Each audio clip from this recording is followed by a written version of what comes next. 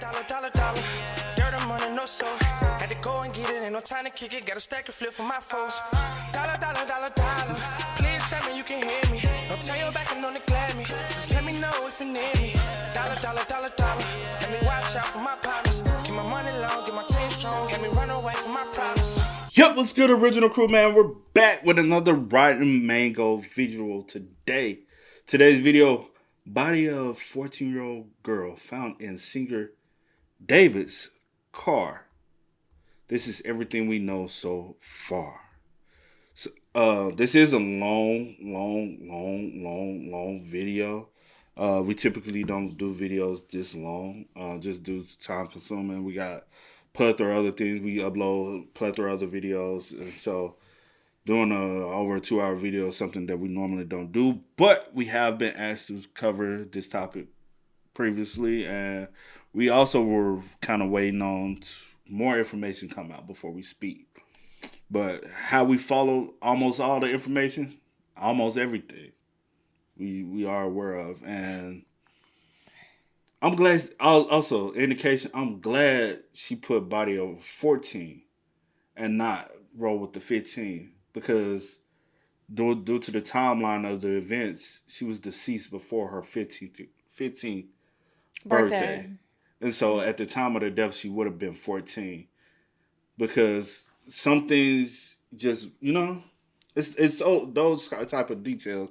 And also, I've seen where people say certain things and it irritates me, but we'll cover all that, you know what I'm saying, as the video goes. But hey, make sure y'all check out the links in the description box down below. You already know where to go if you want to first support. All you gotta do is check out down below. Also, if you enjoyed today's video, talking it with a thumbs up. And I guess a lot of people might not know about this situation, because I asked my mom, has she heard anything? She said no.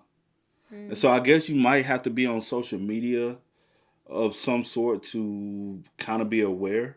Because I'm sure if you ask some people back home that don't be following stuff, I'm sure they're not even aware. But as far as us, it's everywhere we look. It's all type of platforms. So I don't know. It's a highly covered situation right now. But let's go. Let's check it out. Let's see what's about. You ready? All right. Bada bing, bada boo. It's definitely a weird place for a black hearse to pull up. If you guys don't know what a hearse is, it almost looks like a vintage looking car, and oftentimes it's associated with death because most funeral homes, it's a tradition. You will see caskets or coffins being transported inside of this hearse. There are chrome wheels. It's like a very intense looking car. You're not supposed to cut it off in traffic. Otherwise, that's a very bad omen because you're cutting off someone's final journey to their destination. That's very bad karma, is what people say. And even if it just stops in front of your house, people say that's very bad luck. That means someone in your house might die. That's the whole thing with a hearse.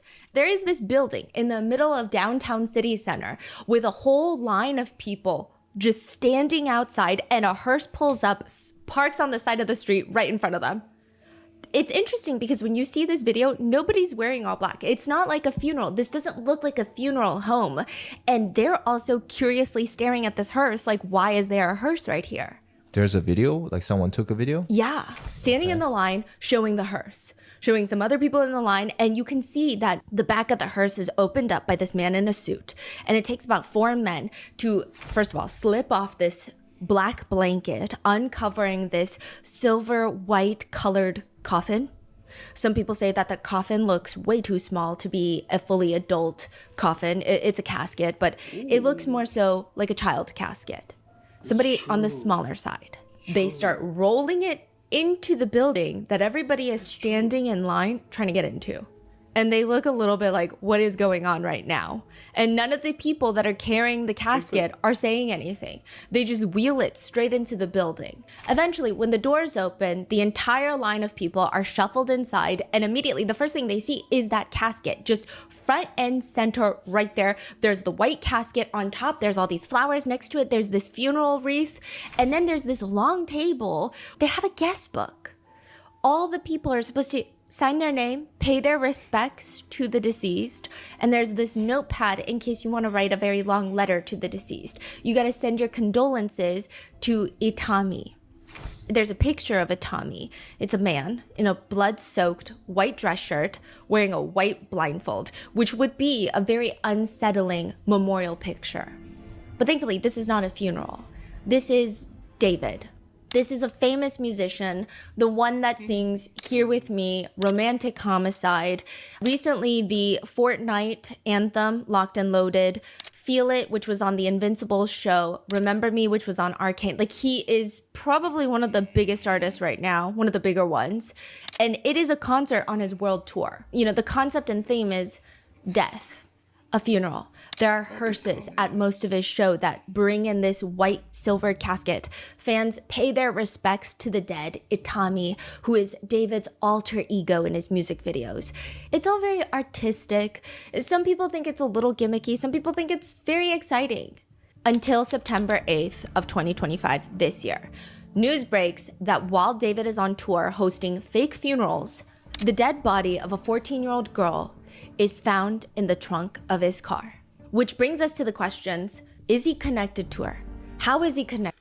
I will say this, when the news first broke, and if you see me shaking my head, I'm like, I don't, like, viewership-wise as far as a popular artist, because some people might have known him, is he a top performing artist right now? No. As far as an up-and-coming rising artist, yeah, he was one of the most up-and-coming artists that I like possibly in the next 2-3 years was gonna be one of the biggest artists of the moment.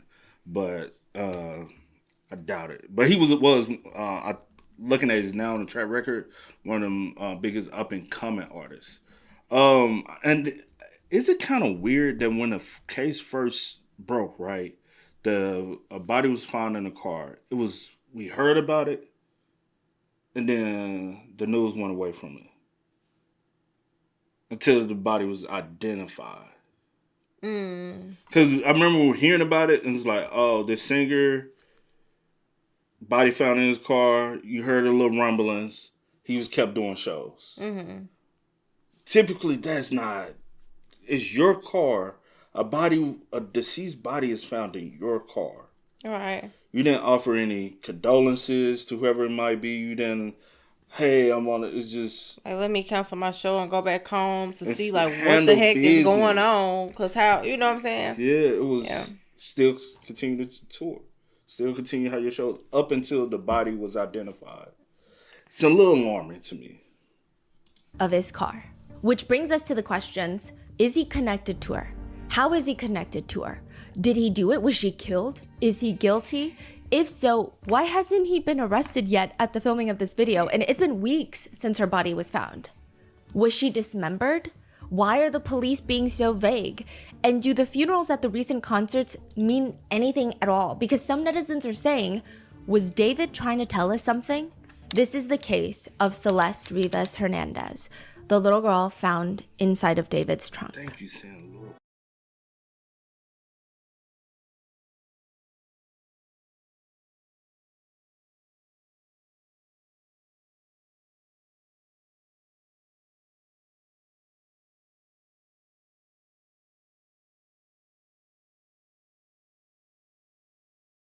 We would like...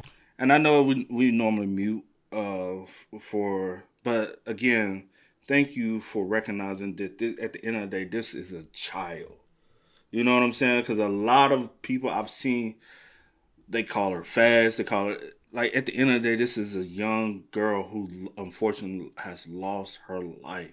This is a young girl who possibly have been manipulated. This is a young girl. We do not know the background where she comes from. Mm-hmm. At the end of the day, she is still a victim of multiple things that we don't 100% know. Will we ever find out 100% everything? No, because she's no longer here. And it seems like too many people have been hiding and covering shit up for the longest. On all scales. You know what I'm saying? Because I've seen too many people kind of attack her. And I'm like, she's not the one to be attacked at all in this situation. to thank today's sponsors who have made it possible for Rotten Mango to support NECMEC, the National Center for Missing and Exploited Children. They are the nation's largest and most influential child protection organization. And this episode's partnerships have also made it possible to support Rotten Mango's growing team. And we'd also like to thank you guys for your continued support. As always, full show notes are available at rottenmangopodcast.com. A few sensitive topics for this case include allegations of grooming, CSA, as well as themes like gore, potential dismemberment, and decomp. Now, a super big part of this case is that as of filming this, there have been 0 arrests, convictions, or just really anything concrete besides these little tidbits of very vague, very polished press releases that authorities have given out. We're going to be covering all of those details and specifying which one is confirmed, but basically function on the assumption that everything is alleged. We did our best to debunk and verify all of the online rumors, and there are so many online rumors. We went down a whole maze of just online speculations, screenshots, screen recordings, people posting unreleased songs. And one thing we can deduce is that we don't really know anything at this point. We also want to disclaim that all screenshots and or media posted by people online can be edited or faked. We did our best to verify and try to get down to the original source, but even when we did, it's like they could have edited it. It could have been doctored. There's no way to say that this is real, and there's no way to even say that that's the exact person they're alleging behind the account. So there's so many different things until it's confirmed by authorities. I can't tell you what's real, what's fake. We tried to do our best. But one thing is clear, that everyone involved is technically innocent until proven guilty beyond a reasonable doubt. So with that being said, let's get started. The musician David really likes the Korean invisible string theory. And I didn't even know that that was what it was called. And then I was talking to my dad about it, and it's called 인연, which is a very intense concept. It's the concept that every single person in your life, you are tied to them by fate. So in Korea, there's this idea that you are tied to your soulmate through your pinkies with this invisible red string. And everything you do in life is just getting you closer to meeting your soulmate. Every single person that you meet on the street is supposed to propel you closer to your soulmate. Unless you fuck it up. Unless you're really mean to a friend and then the string falls off your finger. Some people believe that can happen. Other people say there's no way. You're tied to your soulmate forever. And it does also get dark. My dad was telling me that it sounds romantic. It sounds like something you would only see in a K-drama, and it's so loving, but you could be tied to the wrong soulmate. What does that mean? It's not happily ever after. It's this idea that every soulmate tie is formed after 8,000 lifetimes of karmic connections. So it's almost like after 8,000 karmic reactions, you finally have your soulmate. But those could have been bad karmic connections. So now you're tied to your soulmate, who happens to be either a very bad person or is very bad for you in your life. And then the next life you live, you're still going to be tied to that person. And it's just like this repetition of having the world's worst soulmate, if you will, to put it simply and not romantically. So soulmate doesn't mean they're perfect for you. It just means you are stuck with this person. You're going to marry this person. Okay. Yeah, and you're going to be stuck with them. But it's not the concept of, oh, this is true love. Some people take it as that, but my dad was like, well, most people don't, considering divorce rates these days. So it's more so that. Now, in an interview with Zach Sang, David, spelled D4vd, he says, I love that theory that everybody's connected in some way, in some form, spiritually. Zach Sang is asking him to break it down, and David says, so basically it's a South Korean ideology where from birth we are connected to our soulmate. That could be a lover, friends, teachers, anybody you're connected to them from birth. And you're led to them through the course of your life to meet them or interact with them at some point or to help them. They add something to your life. It's almost transactional, but it's like an emotional transaction. You're meant to help this person, or you're meant to learn something from this person. Me and you could have a string. So Zach Sang is asking, so does everybody have a lot of strings? There's so many. Yes, you're connected to so many different people. Yeah. And that connection can either be severed or not severed, depending on who you ask. Because there's also the Japanese version where the Scarlet Theory, where if you build too much bad karma, that could be severed. Or if you do somebody wrong, that connection is severed and it's not repairable. So there's different versions of all of this, but I view it as we are all connected through the universal emotion called love. And that's that's why my album is mostly dealing with the theme of love and that connection. I thought his theme was death. Yeah, and death. Love and death. Love and death. Okay. He says in a separate video, everybody's connected, from the invisible life force that connects you to either your soulmate or your friends you meet or people you encounter in your life. And if that's the case, people are now digging these videos up, and they're not even that old. His newest album recently came out this year. He's on tour for his newest album, the Withered Tour. And people are saying, okay, well, if you believe in soul ties, if you believe in these connections, how are you connected to the 13-year-old girl that went missing 17 months ago in early 2024? You know, a few years ago, I feel like there was this TikTok trend at one point, and I don't know how our brain rot keeps evolving, but it's song covers, very serious rap songs, very serious love songs. And it's like if they were all sung by Alvin and the Chipmunks, and it's just a high-pitched cover of the songs, and everything sounds goofy. And sometimes it's honestly better than the original song. Do you remember where all the TikTok sounds were also going viral, and it's like high-pitched, sped-up versions of every song? Yes. Yes, that's how David gets famous. His song? Not by his own music, but by Alvin and the Chipmunking everybody else's music. He would make edits where he sings someone's song, Beyonce, Billie Eilish. Oh, and he's singing it? Yes, and then he would Alvin and the Chipmunks edit it. Sometimes it would just be the track of it, and then he would edit it to sound like Alvin and the Chipmunks. David's whole career trajectory is by far one of the strangest things that I've ever read about, and it's not even, it's just strange. I think the fact that the first few songs he drops hit 1 billion streams on Spotify, and every song and release after that has been so successful. I didn't know anything about David. I knew his songs. I didn't know him online because a lot of people actually knew him online through his TikToks, his viral memes and his TikToks. But I would think that if you told me he was an industry plant, I'd be like, okay, no, I could see it. Because he just blew up out of nowhere. But it's actually a very strange coming up story. He used to How long has he been around? He was a Fortnite YouTuber first. He's a YouTuber? Yes, but he was not very big. He had about a few thousand subscribers. He's been around making videos probably since like early 2020 because he does talk about how it was the best time to be gaming on Fortnite was during 2020 COVID. But he really starts popping off a little bit in end of 2021, 2022. Wow. So it's only been like 3 years. Yeah.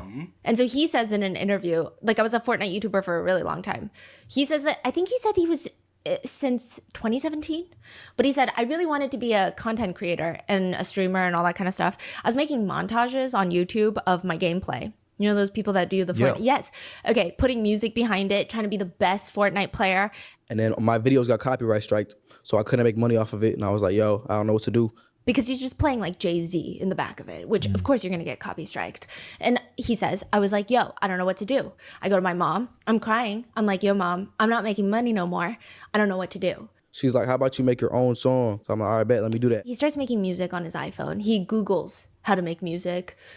That's wow. He downloads BandLab and he goes into his sister's closet and he uses his wired headphones to make his very first song. He uses his sister's closet because he said the kitchen had too much echo, the living room was too big, his bedroom was also not great. So her clothes are basically the insulation for the closet studio and there is no AC in there. So the first day that he decides to make the song, he is sweating in there for 6 hours. He's just YouTube tutorialing his way through the entire thing, finally creates his first song, drops it, and he's telling everyone in the Fortnite community, hey, if you're getting copy striked like I did, use my song and I'm not going to copy strike you. It's royalty free. Like I got you. So these are people that have been very pissed off about copy striking. So yeah, they're going to use his freaking song. And he said it goes crazy. But it really only goes crazy in the Fortnite community. Meanwhile, he's working at Starbucks, still making the Fortnite montages, but with his own music now. And then he gets fired from Starbucks. Like he has the very strange life story. He says his manager had given him this discount code. The manager's like, if you ever need to buy a sandwich and you're $3 short, use this code. He uses it a few times. He thinks it's an employee discount code. When new hires come in, he's training them, telling them the code and explaining it's an employee discount code. So once in a while, if you're $3 short, just use the discount code. It's not an employee discount code. He gets called to the manager's office and they accuse him of committing felonies. Wait, I'm confused. What is that code? I don't know. He never really further explains. That is weird. So is that like kind Been of there, like done a that, hack? you know, Oh, just use this, you get a little discount, and he just start telling him why just use this. I think so. And I think he only saved like $14. He only used about $14 of it. But the manager says you're committing felonies. So he gets fired. It's not the same type of felonies nor comparable to the severity of what he's accused by the internet as of right now of having committed. But David states that Starbucks accused him of committing many crimes and he was fired. And he said, these are all the sandwiches that you stole from us in the past 3 weeks. Like, this is what his manager is telling him. 3 weeks. David argues, again, he thought it was a discount code and he was like, just take it out of my paycheck, but they refused. He said the whole situation was just crazy, bro. And I was like, you know what? It's a blessing in disguise. That means I get more time to work on music, which I'm already about to make money on. You know what I'm saying? So I'm about to make money on music. I really don't need this job right now. I really just focus on Fortnite, focus on music. People were just demanding more music. And David says it just kind of became this thing where the music was getting more popular than the Fortnite videos. My SoundCloud numbers surpassed my Fortnite video numbers. It was getting crazy. What are those songs that's released, or are they just like random songs? They're out. They're out? Yeah, they're out. They're big now? Those They're songs? big now. Even the first few that he made? Yes. But they're not doing the crazy numbers that his next few songs make. So after these Fortnite songs, he's still making these songs, but he decides that not just on SoundCloud, he wants to get attention on TikTok. So TikTok, he mainly is still just posting Fortnite videos and now Alvin and the Chipmunks. That's his Alvin and the Chipmunks era. He also starts posting random memes and everything is like Alvin and the Chipmunk pitch. And then he drops a few of his most famous songs casually. Here With Me, the very famous song, and Romantic Homicide, both of which have over 1 billion streams on Spotify. These are dropped before he has a record label. So then the record labels, they start calling him. They start reaching out to him, asking him to sign. And side note, he lives in Houston, Texas. He's homeschooled. And his mom says, he came downstairs one night and we were in the kitchen and he said, I have something to tell y'all. And I was like, what? He was like, this label was calling. They keep calling this label and that label's calling. And we were like, what are you saying? Like, stop playing around. His dad legitimately thought they were getting scammed by phishing emails until they're flown out to LA and they have meetings with multiple record labels. David's mom has this little journal called David's Music where she takes notes of all the meetings with the labels. And then eventually they signed with Interscope, which is owned by Universal Music Group, UMG. It's actually very fascinating. So in 2022, he has 118,000 monthly listeners on Spotify. And right now he's sitting at 38.5 million monthly listeners, which I believe on Spotify, only 100 or 200 artists in the entire globe have 35 million monthly listeners or more. He has had a recent push in his music because of everything that's been happening, but But he's been like, Yeah. he's gone that big. Wow. He's opening for SZA's SOS tour. He opened for that tour.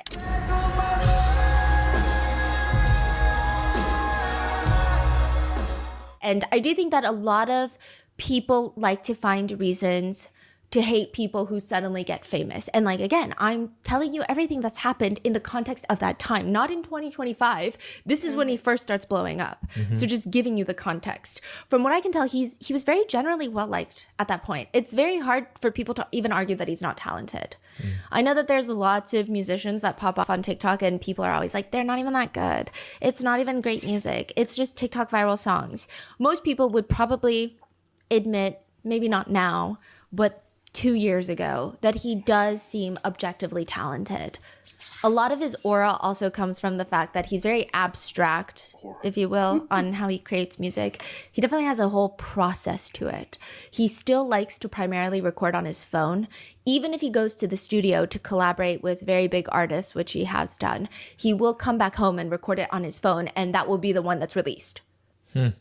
Which I do think a lot of people liked that. He said at one point he was making 9 songs a day. The overwhelming majority have not been released. But I think in hindsight, this adds to lots of people's speculations that there have been unreleased songs. So it's clear that he has a huge vault of music that has yet to be released.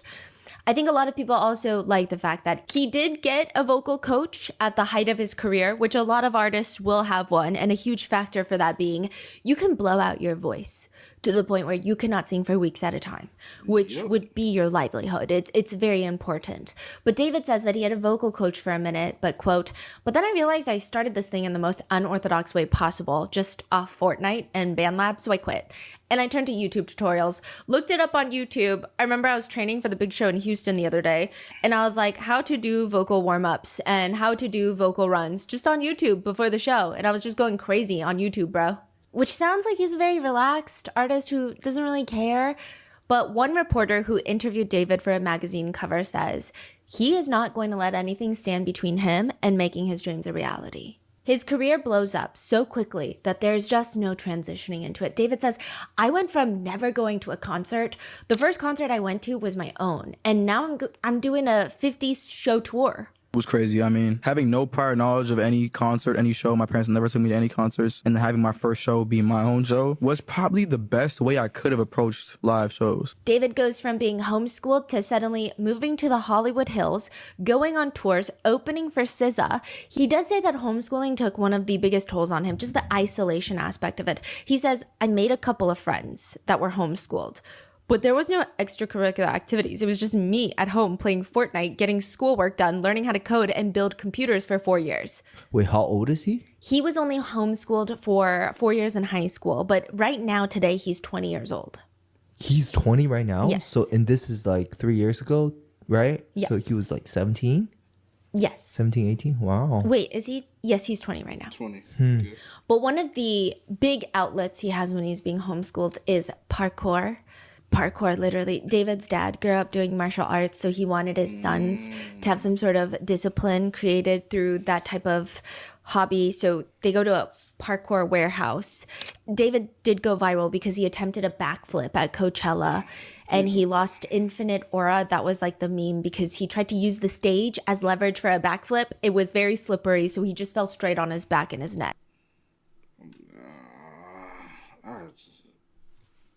I'll try to censor it, but He says, "I'm embracing it. We all miss a backflip once in our lives." But even the guys that work at the parkour facility in Houston, I mean, they've known David for a minute. They say that when he started homeschooling for high school, they could tell. They say, "I could just see the shift in his energy." I could see the shift in his energy. This becomes important later. I've always kind of noticed when he would come in, just headphones on, it was just the fact that I think he felt very disconnected. David says, "Transitioning from public school to homeschool is tragic. I thought I had a lot of friends in middle school, and then after being homeschooled, nobody's hitting me up. Nobody's asking me where I'm at. Why am I not coming to school today?" It made me question, what is the real friend? Like, do I have any of those? He says, "But it was cool, I guess, because I did find a lot of new passions, just being alone and finding myself individually, being myself and being a nerd and watching anime and not being made fun of for watching anime, like doing this, that, and the third." So just to give you an idea, David's whole aura online is creative, artistic, religious, grew up in a super Christian household in Texas, somewhat sheltered from homeschooling, but ultimately very talented. People say that he's genreless, or well, that's what they said, that he was very genreless. He didn't have a specific style that he stuck to. He seemed very experimental. He doesn't give off that very strong bad boy fucking around in LA type of aura. He seems very chill, family oriented. September 8th, 2025 at 12:30 p.m., employees from Hollywood Tow, they call the police. The report reads, "There is a 2023 Tesla Model Y that is emanating a foul odor and attracting flies." A few things are worth noting. September 8th, 2025 is a notably colder day in the Hollywood Hills, so it's not even thick and humid and muggy weather. The car just has that strong of a foul scent. And the car has been impounded.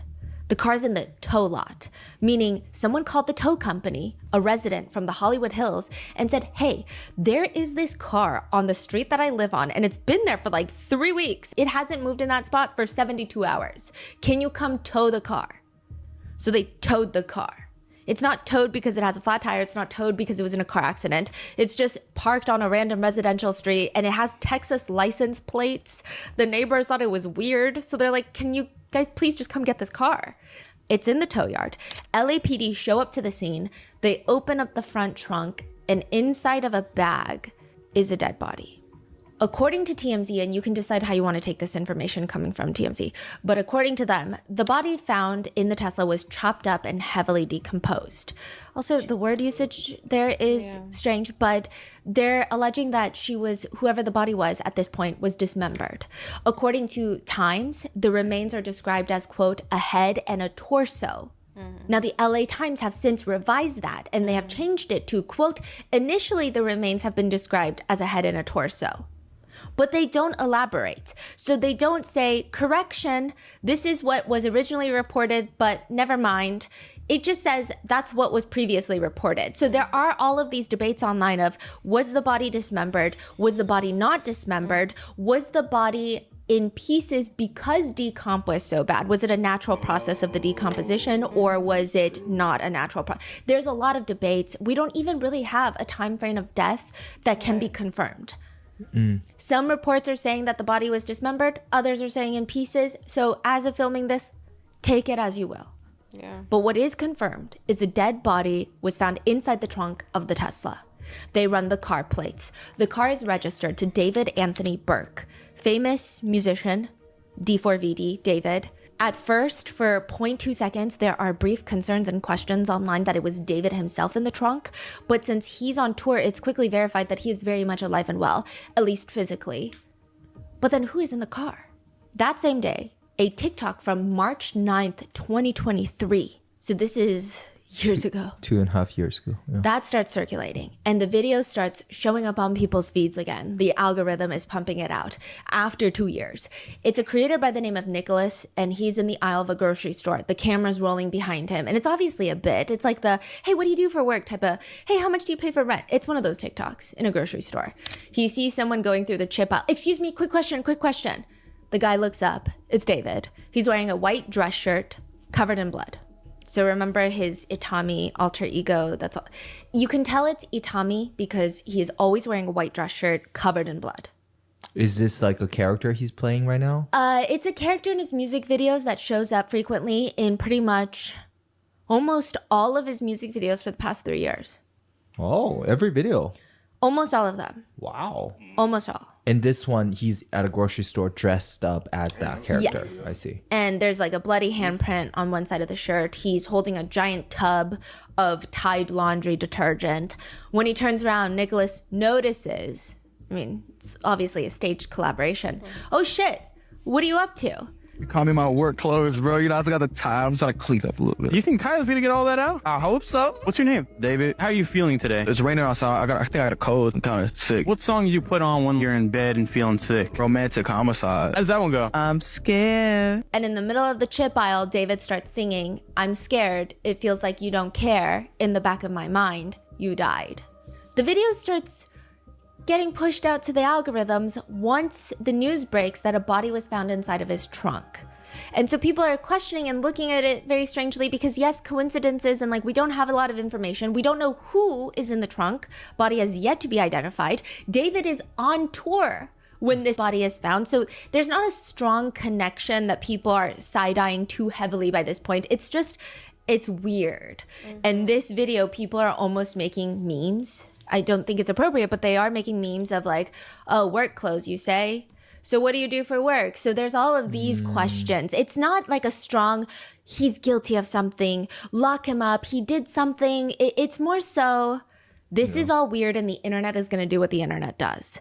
But that's all we really know at this point. I mean, and it's practically nothing. We know that a body is found in his trunk. We know that his Tesla was left out on a public street outside of his Hollywood Hills house that his manager was renting, that David was most likely living in. So the lease is under his manager's name, Josh Marshall, but David is most likely living there. The Tesla was parked for the past 3 weeks, but 72 hours, it hasn't really moved. People in LA do not play about parking your car on the street without parking permits.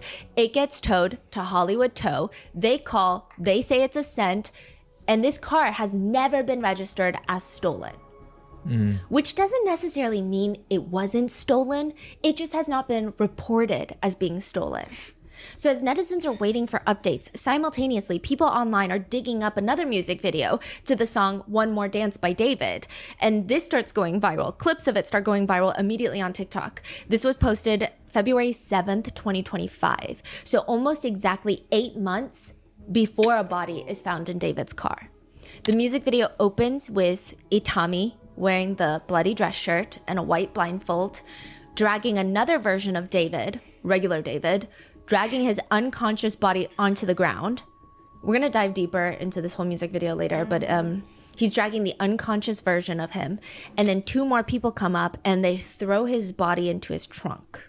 So like he has so many videos about death. And trunks and cars. Yeah. So everything is like, oh my God, look at this. And blood and funeral. And at the time that the news breaks, he has those caskets at his concert. So it's like, this is happening when the news breaks. It's not a tour from last year. It's going on right now. Yeah. And they drive off in this car. And more on that later. But David described that music video as the other 2 people that show up to help Itami put David in the car.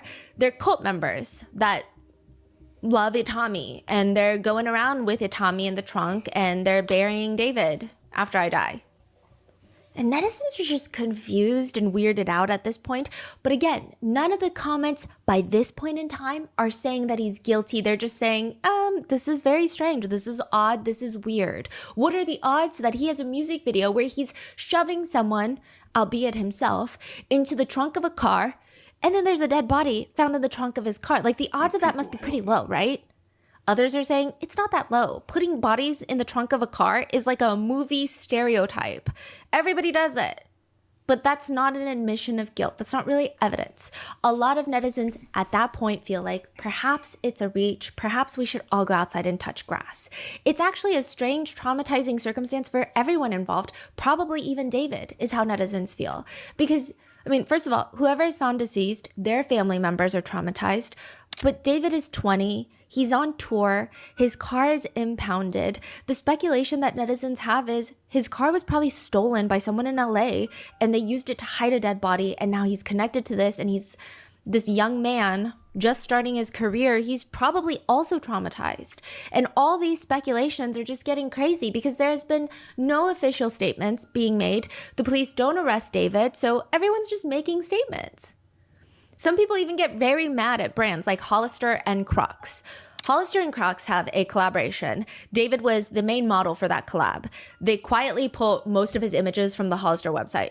Huh. This is before the body is identified. Okay, just to give you an idea, when the body is found in David's trunk, there's a layer of suspicion, there's a layer of strangeness, but it's an overwhelming feeling of this is weird, and we typically don't like to give people in Hollywood the benefit of the doubt because they all do some weird stuff. However, I mean, look at his past career, look at his history. He seems like a nice guy, and he's on tour, so it's not like he's in LA and they find a dead body. It just seems like it's just a very shitty circumstance for everyone. I mean, David, yes, but mainly the deceased and their family, whoever they are. But once the body is identified, I will say everything changes. So just bear with me at this point. People are saying, I mean, Hollister, them pulling that, people are commenting, I hope David's fans boycott Hollister because Immediately? The day after? it was like the day after. Wow. Innocent until proven guilty. Another comment agrees. I agree. The poor guy is on tour and this happens to him. I mean, it's probably freaky for a 20-year-old to go through. Others are saying, I guess it's good advertising for Hollister because now everyone knows about them. But it's also not good if this guy is completely innocent. No one's going to risk working with them ever again. Eventually, Hollister and Crocs make a statement which reads very plainly, we are aware of this developing story. With respect to the current situation, we have removed the campaign content featuring David while the investigation continues. Again, very vague. News networks are trying to get police to give them more information, trying to reach out to David's camp.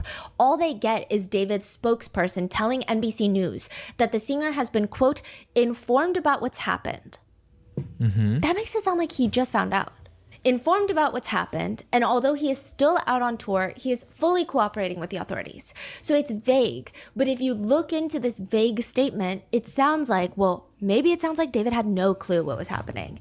This car was impounded, there was a body found. It sounds like he just heard about the news along with everyone, and now he's doing everything to be as helpful as possible with the police. But it's also not really something he's involved with because why would he not come home? He's still going on his tour dates and he's cooperating with the authorities. So it feels like it's his car, but that's about the extent of the connection. Oh, he's still going on tour dates? Yeah, the very next day he has a show. Oh, just you wait, because we know people who went to that show. Well, not know them, but we found people who went to that show. He does a show the next night, September 9th. Okay. So people are thinking he's not being forced to come back to LA. He's not been arrested. The wording of the spokesperson, he's been informed. Yeah. Sounds like he just found out. He's cooperating with authorities and he's still on tour. That makes it sound like it's bad. It's a really sad situation, but he's just not involved. Yeah. That's the feeling. And so people feel sympathy for him initially.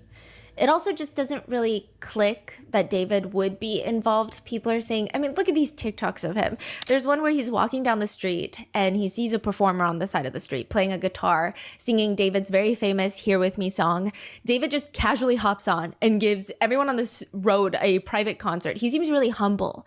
The person who posts the TikTok says he is so sweet. Like, he was so kind to everyone. One netizen from months prior comments, I love his humbleness. My daughter has seen him twice in LA and he's so sweet, and his mom loves him too. So it seems like they ran into his mother as well. People point out he seems very down to earth. In one interview, he says, I always try to keep a very peaceful aura, approach everybody with peace and love. Even with his concerts, he says, he wants to make it feel like a show. He says, quote, I try my best to sing to them and make it the best experience that they can, because some of these kids, it's their first concert. And I'm surprised that it's my concert that they're going to first. So I try to make everybody feel as important as they need to be. And it's just, it's insane. So people are saying, look at him, he's such a likable person. It doesn't make sense. In a separate interview, he's asked even about the strangest place that he's made a song. He says, IHOP bathroom. Oh yeah, I got a beat pack, which is just like a pack of beats, literally just files of beats, while I was having dinner after church with my family on Sunday. So again, family oriented. And I was at an IHOP and then I got some beats and I was listening to it on my AirPods and I instantly got inspired and I was like, yo, I need some quiet. So I ran with my phone to the bathroom and I recorded the whole verse in the bathroom. Yeah, it's like all the reverb. Yeah, you hear toilets flushing in the background. People are asking online, does that really sound like someone that would be connected to a death?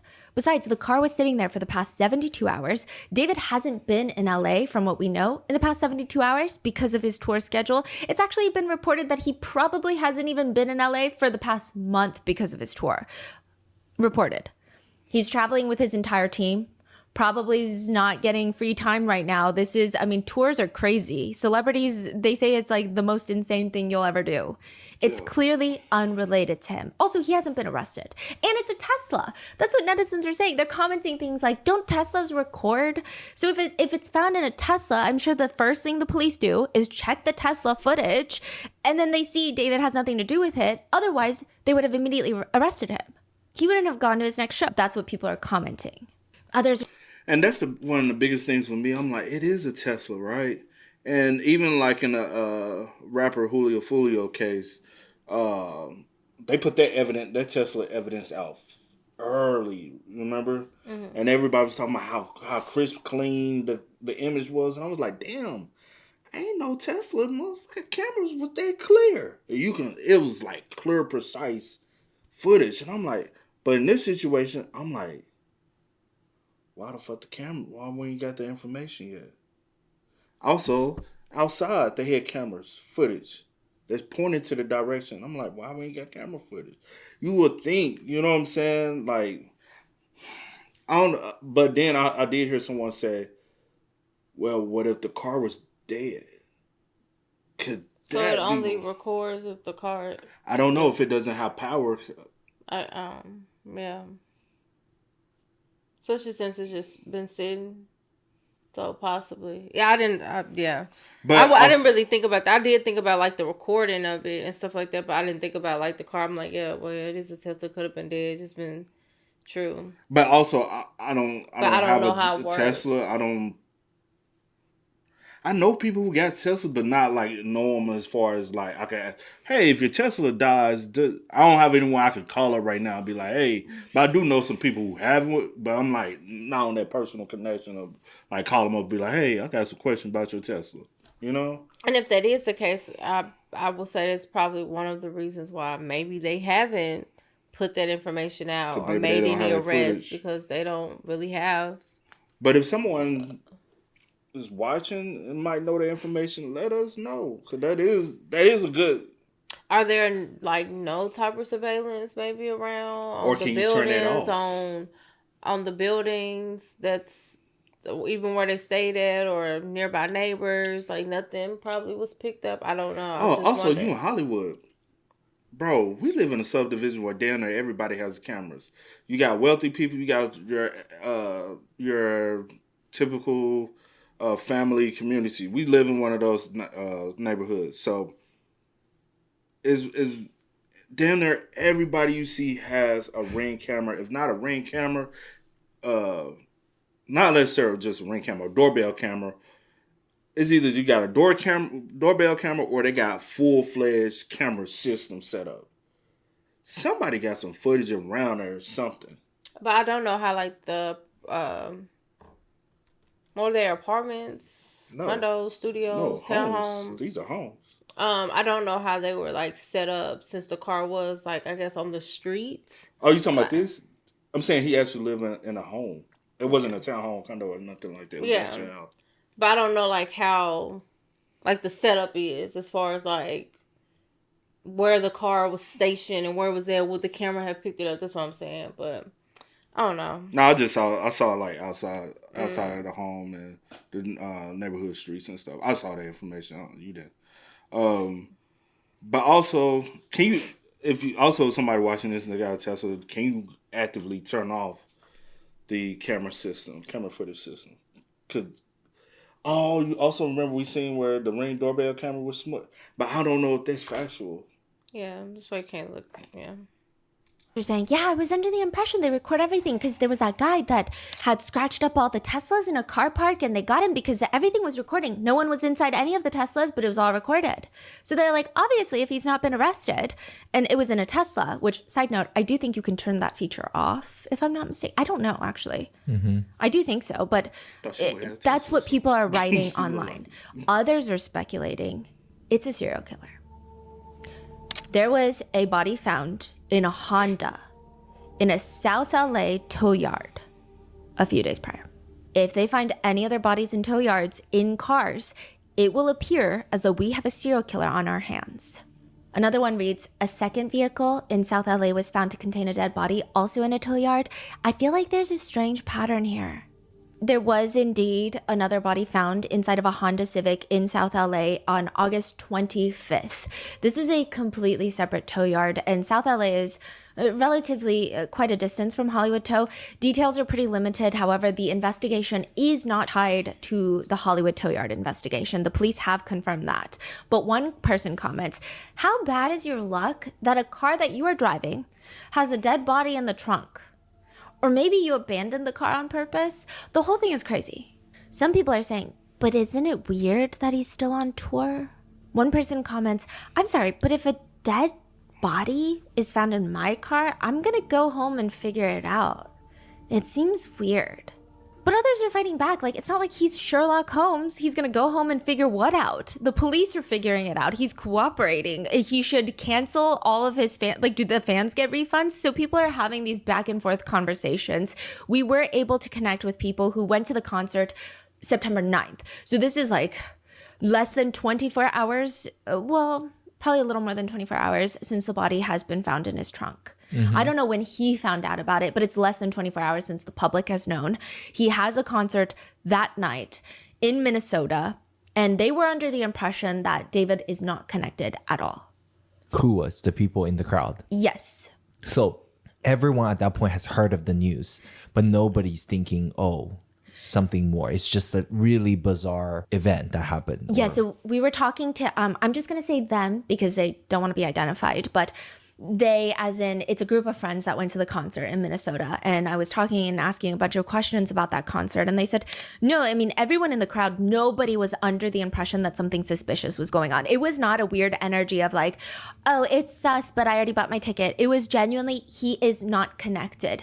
In fact, there were even conversations of like, we need to make sure that mainstream media does not try to drag down a person of color without evidence, because so far there's no connection And like, of course, the media does in fact do that. You know, there have been lots of cases where that happens, which is, these are very valid concerns.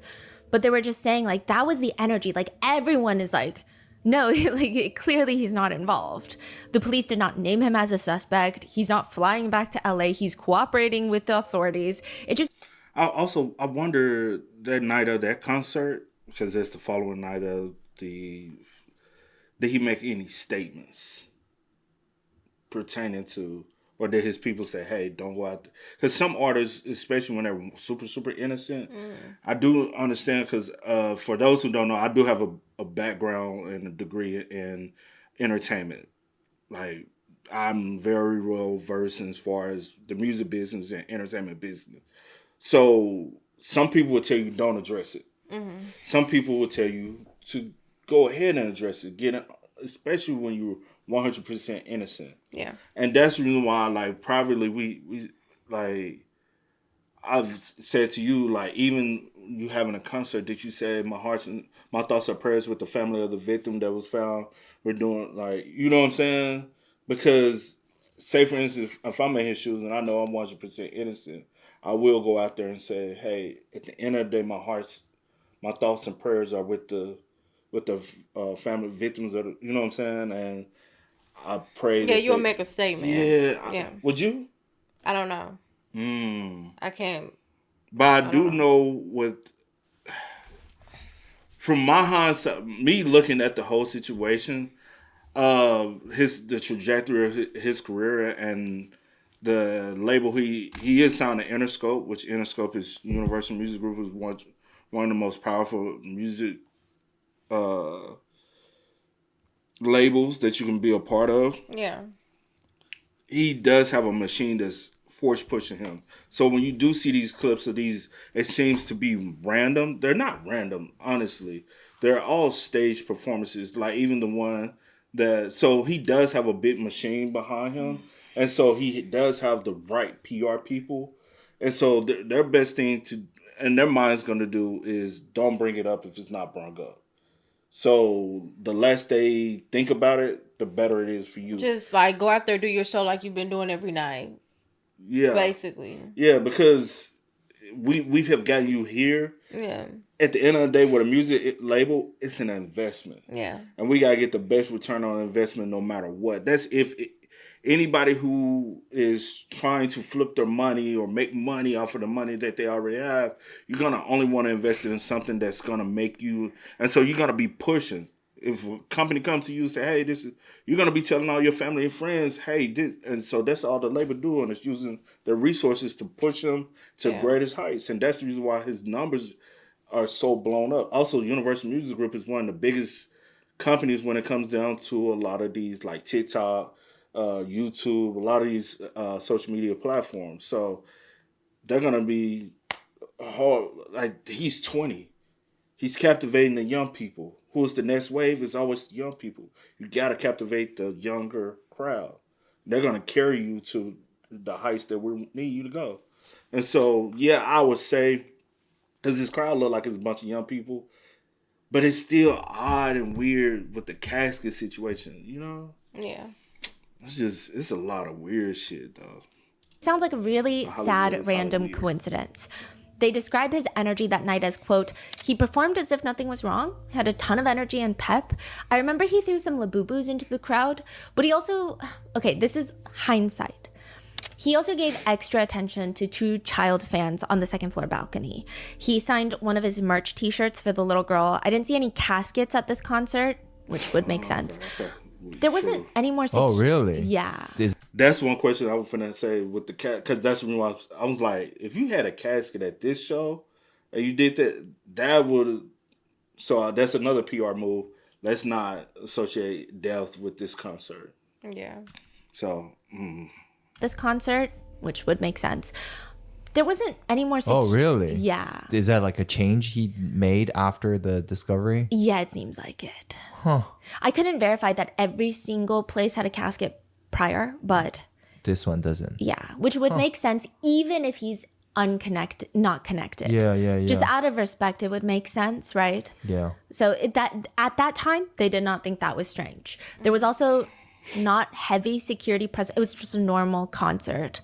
They say in hindsight, the only thing that they found strange, okay, they did find this strange at the concert as well, but even more so now, is that David kept encouraging men in the crowd to keep being performative. But I will say David is chronically online from what it seems. And I do know that that was like a huge conversation recently, like performative men conversation. But he just kept saying, stay performative. And like the men, stay performative. Do you like matcha and labubus? And they said it was just weird. It was just kind of like weird things to say in a concert. Because you're like trying to hype up the crowd. You're trying to connect with them. And then to be like, where are my men at? Stay perform. It's weird. Like, are they supposed to, is that a diss? Is that not a diss? Like, who's being dissed? It doesn't make sense. It was weird. Or like, where are my performative men at? But one thing was strange. There was no encore. So after a concert, it's pretty customary that all the artists do a show of like, okay, bye. And then everyone's like, encore, encore. And that's like the whole point. You chant. And then the artist is like, fine. And they do like 5 or 6 more songs. And then even when they walk off for good, usually people will still scream encore in like the tiny sliver of a chance that they'll do a second encore, which like doesn't happen often, but you can never not try. There was no encore. So they don't know, I don't know, yeah. Is it because people are trying to be respectful that maybe he had a lot going on outside of the concerts? Or if it was just maybe the energy was not great at the end, but they didn't mention it wasn't great. He just ran across the stage at the end saying, I love you, Minnesota. And that was about it. I will say that the concert goers that I talked to, they very much regret attending. Had they known all the new developments, they never would have gone. And they actually feel like it's been weighing on them that they went. But they do say genuinely, if you see online people had gone to that concert, you'll see that some people are just dogging on them. And they're saying at that time, you have to realize like it was different at that time because things were developing and they're developing at a quicker pace right now. But at that time, most people, even online, they either didn't know David and they were making memes or they were making jokes, or they knew David and they were like, oh, this is like sad situation all around.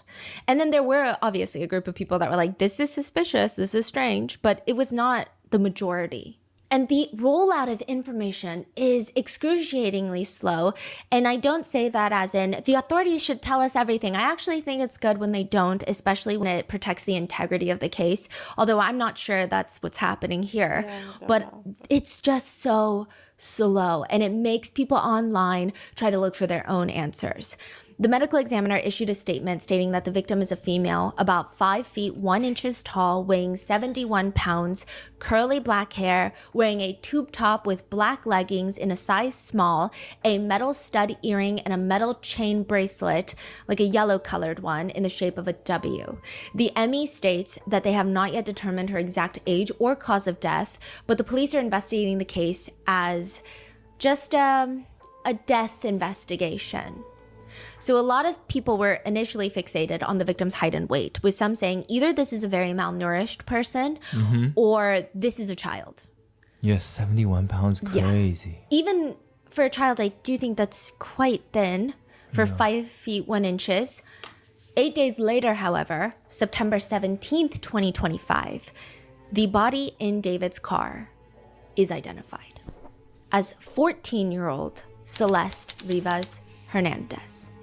News reports often state that she was 15 years old, but according to the ME reports, she was found severely decomposed on September 8th, 2025. Her birthday is the day before, September 7th. So it is very likely that she would have not made it to her 15th birthday. The ME further states she appears to have been deceased inside the vehicle for an extended period of time before being found. And the timeline is a little hard to piece together. There is a report that states that August 27th, so this is 12 days before Celeste's body is found in the trunk, a report is done where authorities come out to give the car a citation. And they do note a big dent in the rear end of the Tesla.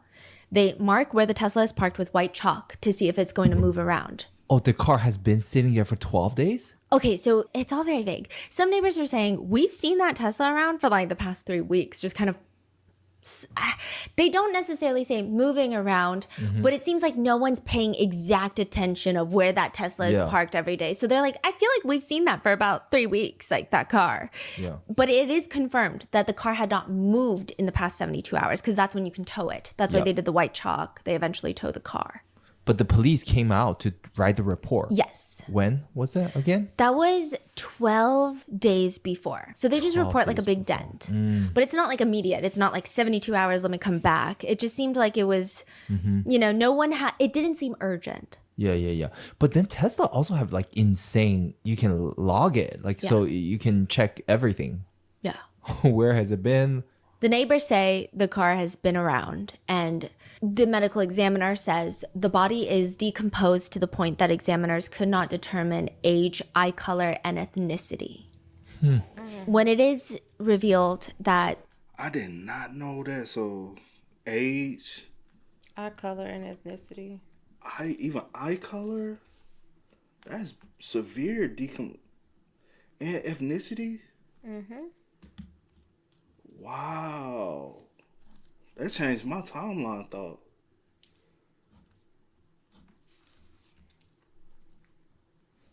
Do it change yours? Because we've had that conversation. Yes and no, not necessarily. I don't know what your timeline was though.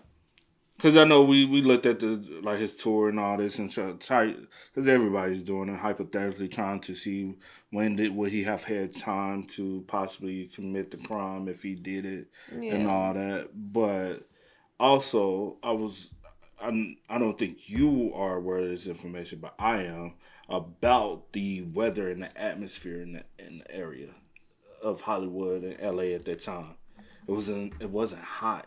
Yeah, she stated that at the beginning. I didn't know prior until she stated it. But she said that day, but they said it hadn't been hot for like a week, days. It was cool. So to me, that gives me she had been deceased for weeks. Yeah.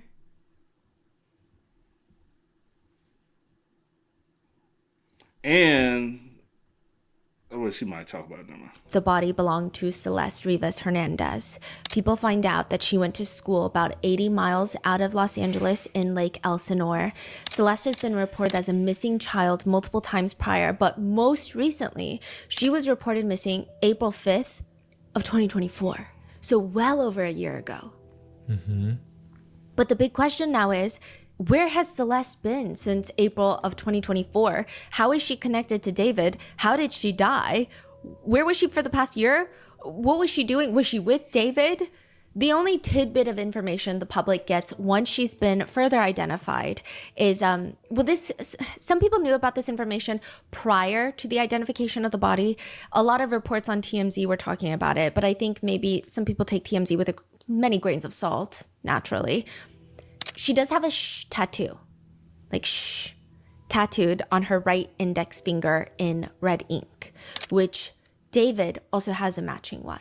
The people who are fans of David or wanted to give him the benefit of the doubt before Celeste is identified, when they hear that news, they think it's not the most uncommon tattoo. Rihanna made it popular. So Rihanna had that tattoo. David's a musician. He's probably very much into Rihanna. It just seems like lots of people have that kind of tattoo. Maybe it's like having a butterfly tattoo. It's not the most crazy, insane, unique piece that's ever been done. But comments read, there's only 3 options. This dude needs to change his circle, or he's involved, or he's got too many damn cars. So people are saying either someone in his circle did this, because David was, there's also reports that lots of people had access to the car. That's what the police said. David's crew, probably his camp, his team, everyone had access to most of his vehicles. I'm assuming he's a celebrity. He's on tour. It seems like everyone could get it. Maybe assistants used it. Maybe his manager used it. I don't know, right? So it seemed like lots of people were in and out of that car. So people are saying either someone in his circle did it, or he's involved, or he has so many cars that are getting lost and stolen and all these weird things are happening. But then, the same day, a tweet starts making the rounds online of the original poster. So this is the original poster of the tweet. They're saying, David Discord chat shows matching name Celeste Rivas Hernandez. Not a good look at all. Looks like some people knew, basically alleging that yes, the body has been identified. And not only that, there are connections between David and Celeste. They're saying this is not a random link. This is not a random body that's been found inside of David's trunk. This is somebody that he knew, perhaps intimately. And this OP on Twitter, they start posting screenshots of a Discord server. So Discord, if you guys are unfamiliar, it's like a messaging app. People join a server and then you can just like talk to everybody on that server. And David is in that server. So this is David's Discord server. And he's been very active. He's previously spoken about Discord in interviews. He's even pre-released songs on Discord, I believe. So this is a very big part of his life. October 23, 2022. 18 months before Celeste is reported missing. She would have just recently turned 12 years old. David asks in the Discord, Celeste in here? Question mark, question mark, question mark. Just Celeste, not her full name. Yes. How do we know it's okay? That's all he says, Celeste. Yes. Okay. A username, Celeste, responds back, hi, David Bark. So making a fun dig at his name, David Burke is his real name. Okay. Then in another screenshot, it shows March 28th, 2024, 1 month before Celeste is reported missing and 18 months before her body is found. A bunch of Discord users are debating David's dating life, writing, I don't know. I know he never had a girlfriend, but who knows? He might have had like a sneaky link. Other users report back, he has a girlfriend. Another one writes, pretty sure he's dating right now. What? Yeah, skull emoji, skull emoji. Her name is Celeste. He said he was never in a relationship ever in his story. Like he put on his Instagram story that he's never been in a relationship. Someone just comments, she's so pretty. Wait, show me. That's about it for that conversation. Then August 5th, 2024. So 4 months after Celeste is reported missing. This is about a year before her body is found. Someone on the server writes, drop the song. The one with the missing girl, Celeste Rivas Hernandez. This is a screenshot. So like I said, screenshots can be edited, can be altered, but I would say that most netizens are on the page of this is a legitimate screenshot. Wait, that is crazy. Someone dropped the full name? Yeah. So this is not Who a is random this person? Celeste. Are people trying to find, can people, I guess you can't really find out on Discord. Yeah, and it's just like there's a lot of Discord drama we're going to get into. Wow. Up until this point, all the other messages seem like they can be explained away. One easy explanation would be there's more than one Celeste, which is later evident, but we will get to that.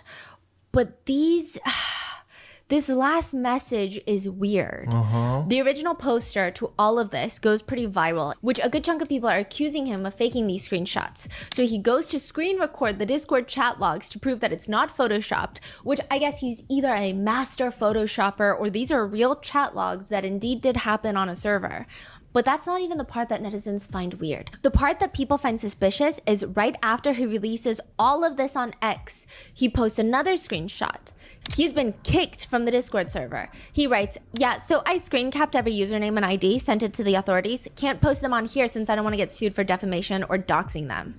Then another TikTok starts going through everyone's algorithms, which appears to be David in a parking lot getting out of his black Tesla with a caption, David photographed an area where the victim lived. I will say we have no clue where this picture was taken with 100% accuracy. We don't have metadata for the picture. It could be in Lake Elsinore. It could be in Kentucky. So, well, I did see someone, which Stephanie said, we don't, not 100% for a fact, but somebody has Google, because on Google you do Street View, you can go down the street, supposedly, quote unquote, this parking lot in the recent video of Celeste, this where she was walking, this parking lot right here is like a minute down from where she was walking.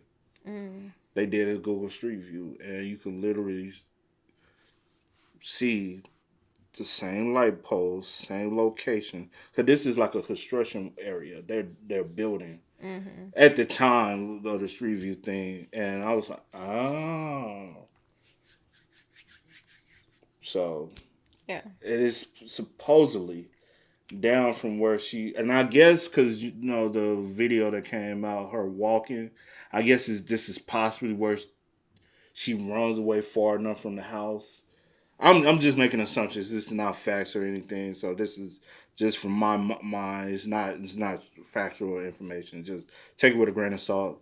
Everything, like she said in the beginning, everything's just alleged information. But what if she will run away from home, she's not gonna have him pick her up from the house, right? Because you don't want to make it that obvious. How she got in the car? So you make a couple trips down the block.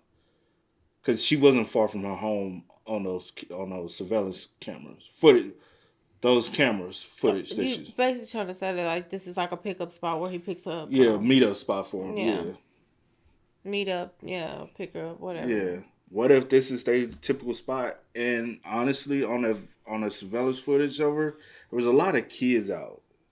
So it could be possibly where a lot of kids seen him pick her up multiple times, and he's like, hey. And he probably didn't got cool with the kid. Don't get it twisted. Now he's 20.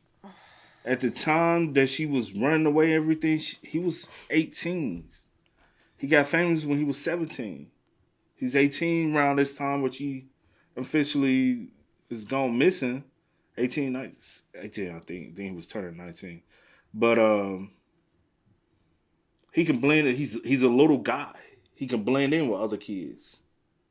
But only the thing that makes him loud is, for one, he is a celebrity. He's known, especially from TikTok. That's where all the kids are on. And he drives a car. Yeah. So those two things make you stand out. Yeah. But the mindset and everything, he flows with them. See, we don't have metadata for the picture. It could be in Lake Elsinore. It could be in Kentucky. Some netizens have taken to Google Maps to geolocate the exact location. And if I had to make a judgment, a personal opinion, it does appear that he was in Lake Elsinore. And if netizens geolocation spot very well, that picture was allegedly taken really close, about a 6-minute walk from where Celestes Rivas Hernandez lives. What kind of photo is it? Like, it's just him in a parking lot talking to another kid. Someone sneakily took a photo, or is it like a post photo? No, it's like someone's. I don't think they sneaky, but it's not post. Oh, someone just snapped a photo.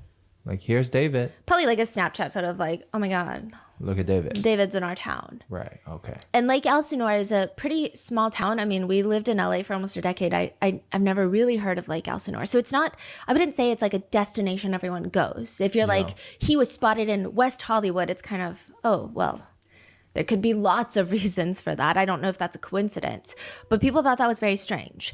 That coupled with Celeste's mother told TMZ that Celeste had a boyfriend named David. So Celeste's whole family has been very quiet about this entire case.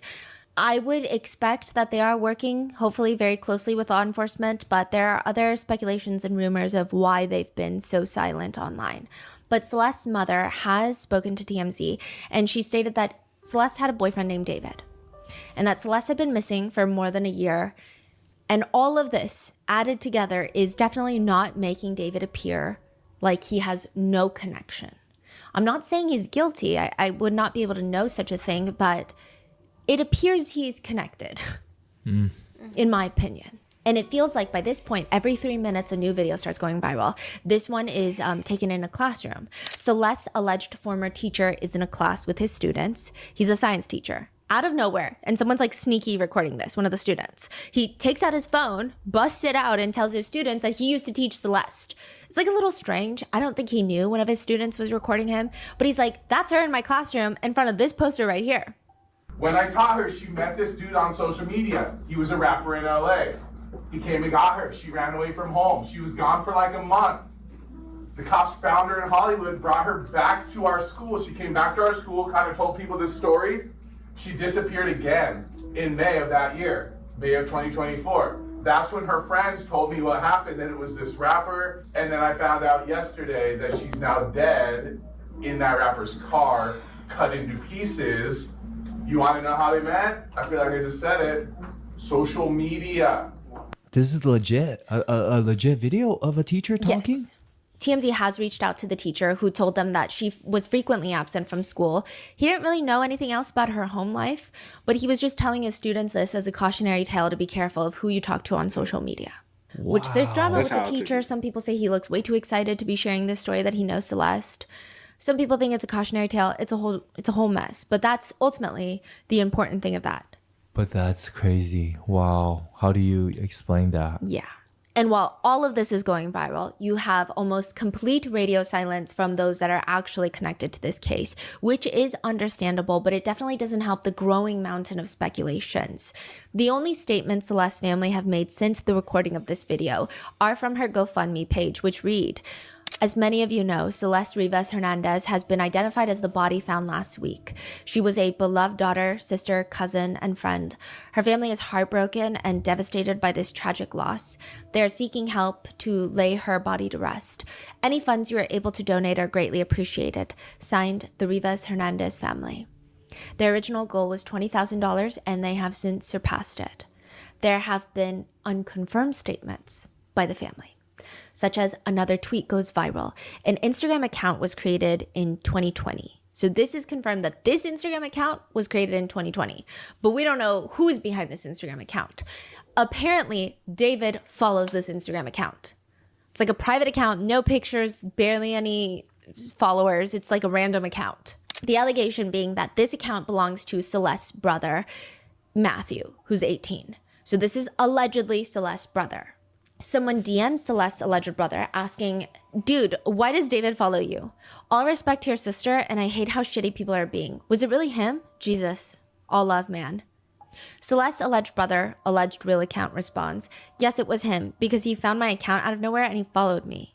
I guess the insinuation being that David wanted to keep tabs on Celeste's family members to make sure that he knew what they were saying about what was going on, considering Celeste has been considered missing. The DMs continue. Well, he has it coming. That's wild. Just randomly. Did you ever even talk to him? Celeste's alleged brother responds, I met him once in person. Did you and your family know of your sister being with him? Like, was she living with him? All this shit is so confusing and disgusting. I knew and went to the police about it, but lack of evidence, so it's waved off. Bullshit. And now that there's like 1,000 people backing you up and it's not going to happen again, but if they had listened, basically saying shit to the cops. Even then, they don't do anything. They haven't done anything towards him. That's how it is with celebrities. Just look at Diddy. They don't do shit. I know, it sucks. Fucking crazy. People suffer for it. How long has she been gone? Dead? 2 weeks. Damn, that soon? People have been saying like a month. The dude's a weirdo. His songs all have weird messages and imagery. What do you think happened? Like he just didn't want her to expose him being with her? I don't know. Damn, was your sister in love with him and choosing to stay? I'm guessing it was all him just manipulating her. Yeah, she was always saying that he was waiting until she was 18 to get married and stuff like that. Fucking sick. What's crazy is all these people in his circle who knew and didn't say shit. I saw one guy got sued by him. Oh yeah, okay, so this is a whole thing. I'm sure you would have been too if you kept pushing. Dog, what? I never knew that. My sister wouldn't say anything, ever. Dude, there's so much in that Discord that he has. What the fuck? What There's a Discord? The person allegedly talking to allegedly Celeste's brother sends screenshots of Discord conversations, and Celeste's alleged brother writes back, what the fuck? No way, dude. Please send me more if you know, dude. Dude, I never knew this shit. I wish I had known. I could have used this. I don't even have Discord. What's on the Discord? Is it the one that you just read, or there's more? It's mainly that. And then a guy was talking about how there were allegations that he heard rumors that David was talking to minors. And he had said something about it, and David threatened to sue him for defamation. And David even talked about it on his Discord, allegedly, where he wrote, like, he's about to owe me $30K for the defamation lawsuit.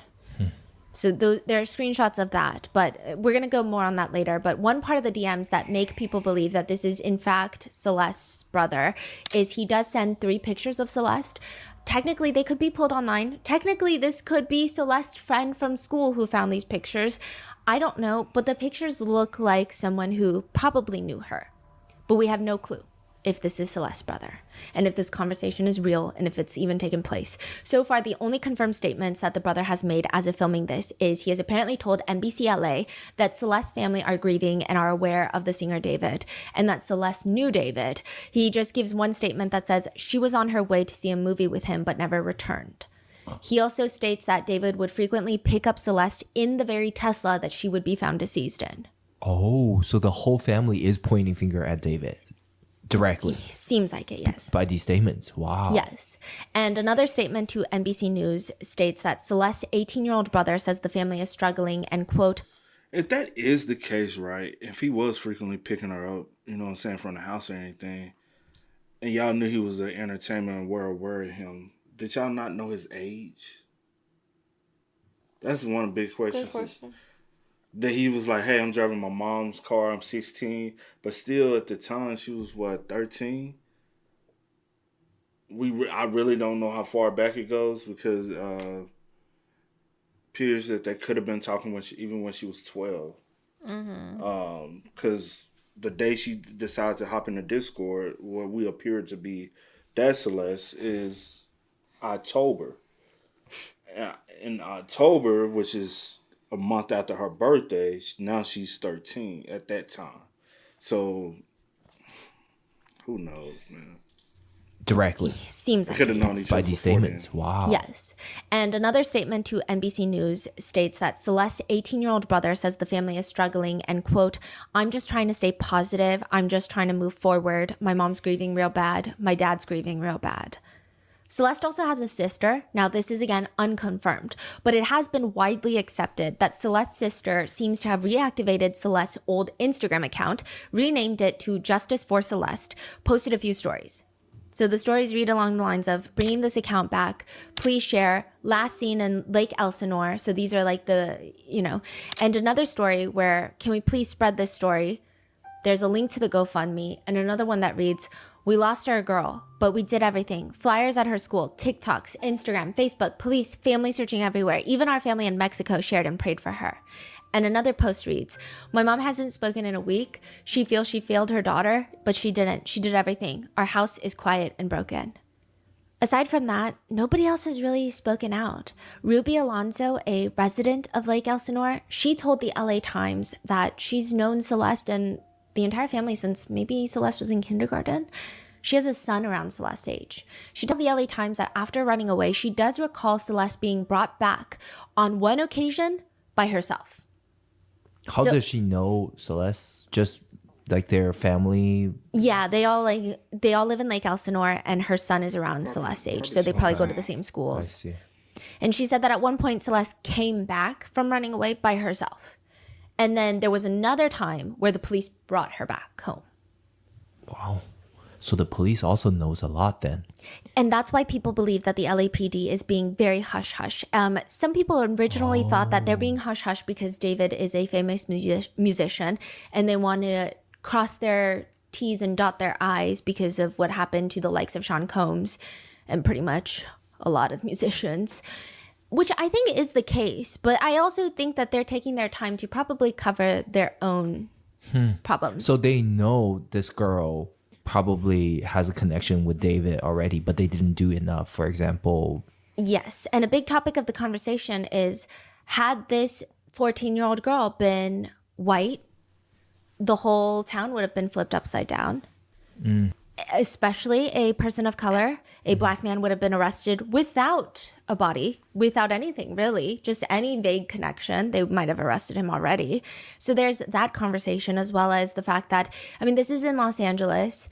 She's Latina, and they come from a not so well socioeconomic background. And it's just the reoccurring conversation of, in LA, the backbone of LA is the Latino community, and yet when something happens to them, the police don't care. So there have been lots of big discourse that I think the police are trying to make us shut up, basically. I see.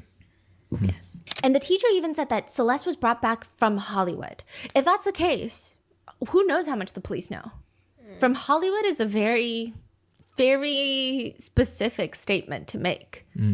Not just brought back from LA. Yeah. It's like, it's weird. Yeah. Ultimately, Ruby, the neighbor, says she deserves justice. It's just so sad. She was studious, a hard worker, and intelligent. Another resident, the Nadaf family, they own Del Lago Spirits, which is a business that's been in the area for the past 11 years. He tells the LA Times that March 19th, so this was in 2024, almost 2 years ago. No, like a year and a half ago. Celeste's sister came in to ask for footage. This is a month before she's last seen, and he pulls CCTV footage where at 7 a.m., a young little girl is seen walking down the street by herself. He says he believes that that's Celeste. And he believes that she got into a car down the street from the store, but she walked out of frame, so he can't see the car. He can't be certain, but he thinks that this is Celeste. He states the police have not contacted him for this video, but he does remember Celeste. She and her friends would stop by to buy some snacks here and there, and he says, she was always so quiet, shy, just a sweet child. I feel a connection to the community, and it's just so heartbreaking to see this. But none of the statements really answer any questions. As for David's side, there was that brief statement that David was made aware he's cooperating with the authorities, but that statement was before the body has been identified. Because after that, he cancels most of his tour dates. And nothing, radio silence. All we know is that he has retained an attorney. Now, I will say retaining an attorney in a situation like this, even if he is innocent, would not be suspicious. I think that that would be the smart thing to do. But people think it's weird that he canceled his tour dates after the body is identified. So when the body is found in his trunk, that seems like the appropriate time. That's when the shock is happening. Everyone's like, wait, what do you mean? And even though people did not think that he was guilty right off the bat, that seems like the time that you would cancel the tour dates. But then the body is identified and then you cancel the tour dates. It feels like, oh, then you are connected to the body that's been found in the trunk. It's just like a... So you remember they were planning on he was about to have a concert in L.A. Was it L.A.? The week that the body was identified, it was I can't remember where he was. His old boy said he was planning on performing that weekend. Okay, yeah. Yeah, Oh, yeah. So I think it was in the L.A. area. He was. I'm gonna just say the area. He was planning on having a concert, and he still actively up into. As soon as they identified the body, oh shit. And it was really because everybody could start connecting the dots to him. That people knew and was aware that, oh, now the victim that was found is some kind of way connected to you. Yeah. That's the alarming part. And now it's time to pull the tour. Weird timing of it. It doesn't make any sense. Why would you cancel it? If you are still very unconnected to the case, you would say, oh, wow, okay, my respects to the victim's family, but I don't know this person. My car was stolen. I feel sad. Like, it would be a very generic PR statement that would be pushed out like that. But that's not what happens. Others are confused by the fact that he did not report his car stolen. There's actually a lot of arguments about whether or not car being reported stolen is a big factor in presumed guilt. Some people think that David is rich now. He's on tour. He's busy. He's 20. He's not worried about one of his Teslas going missing. He's probably not keeping up with his belongings like that.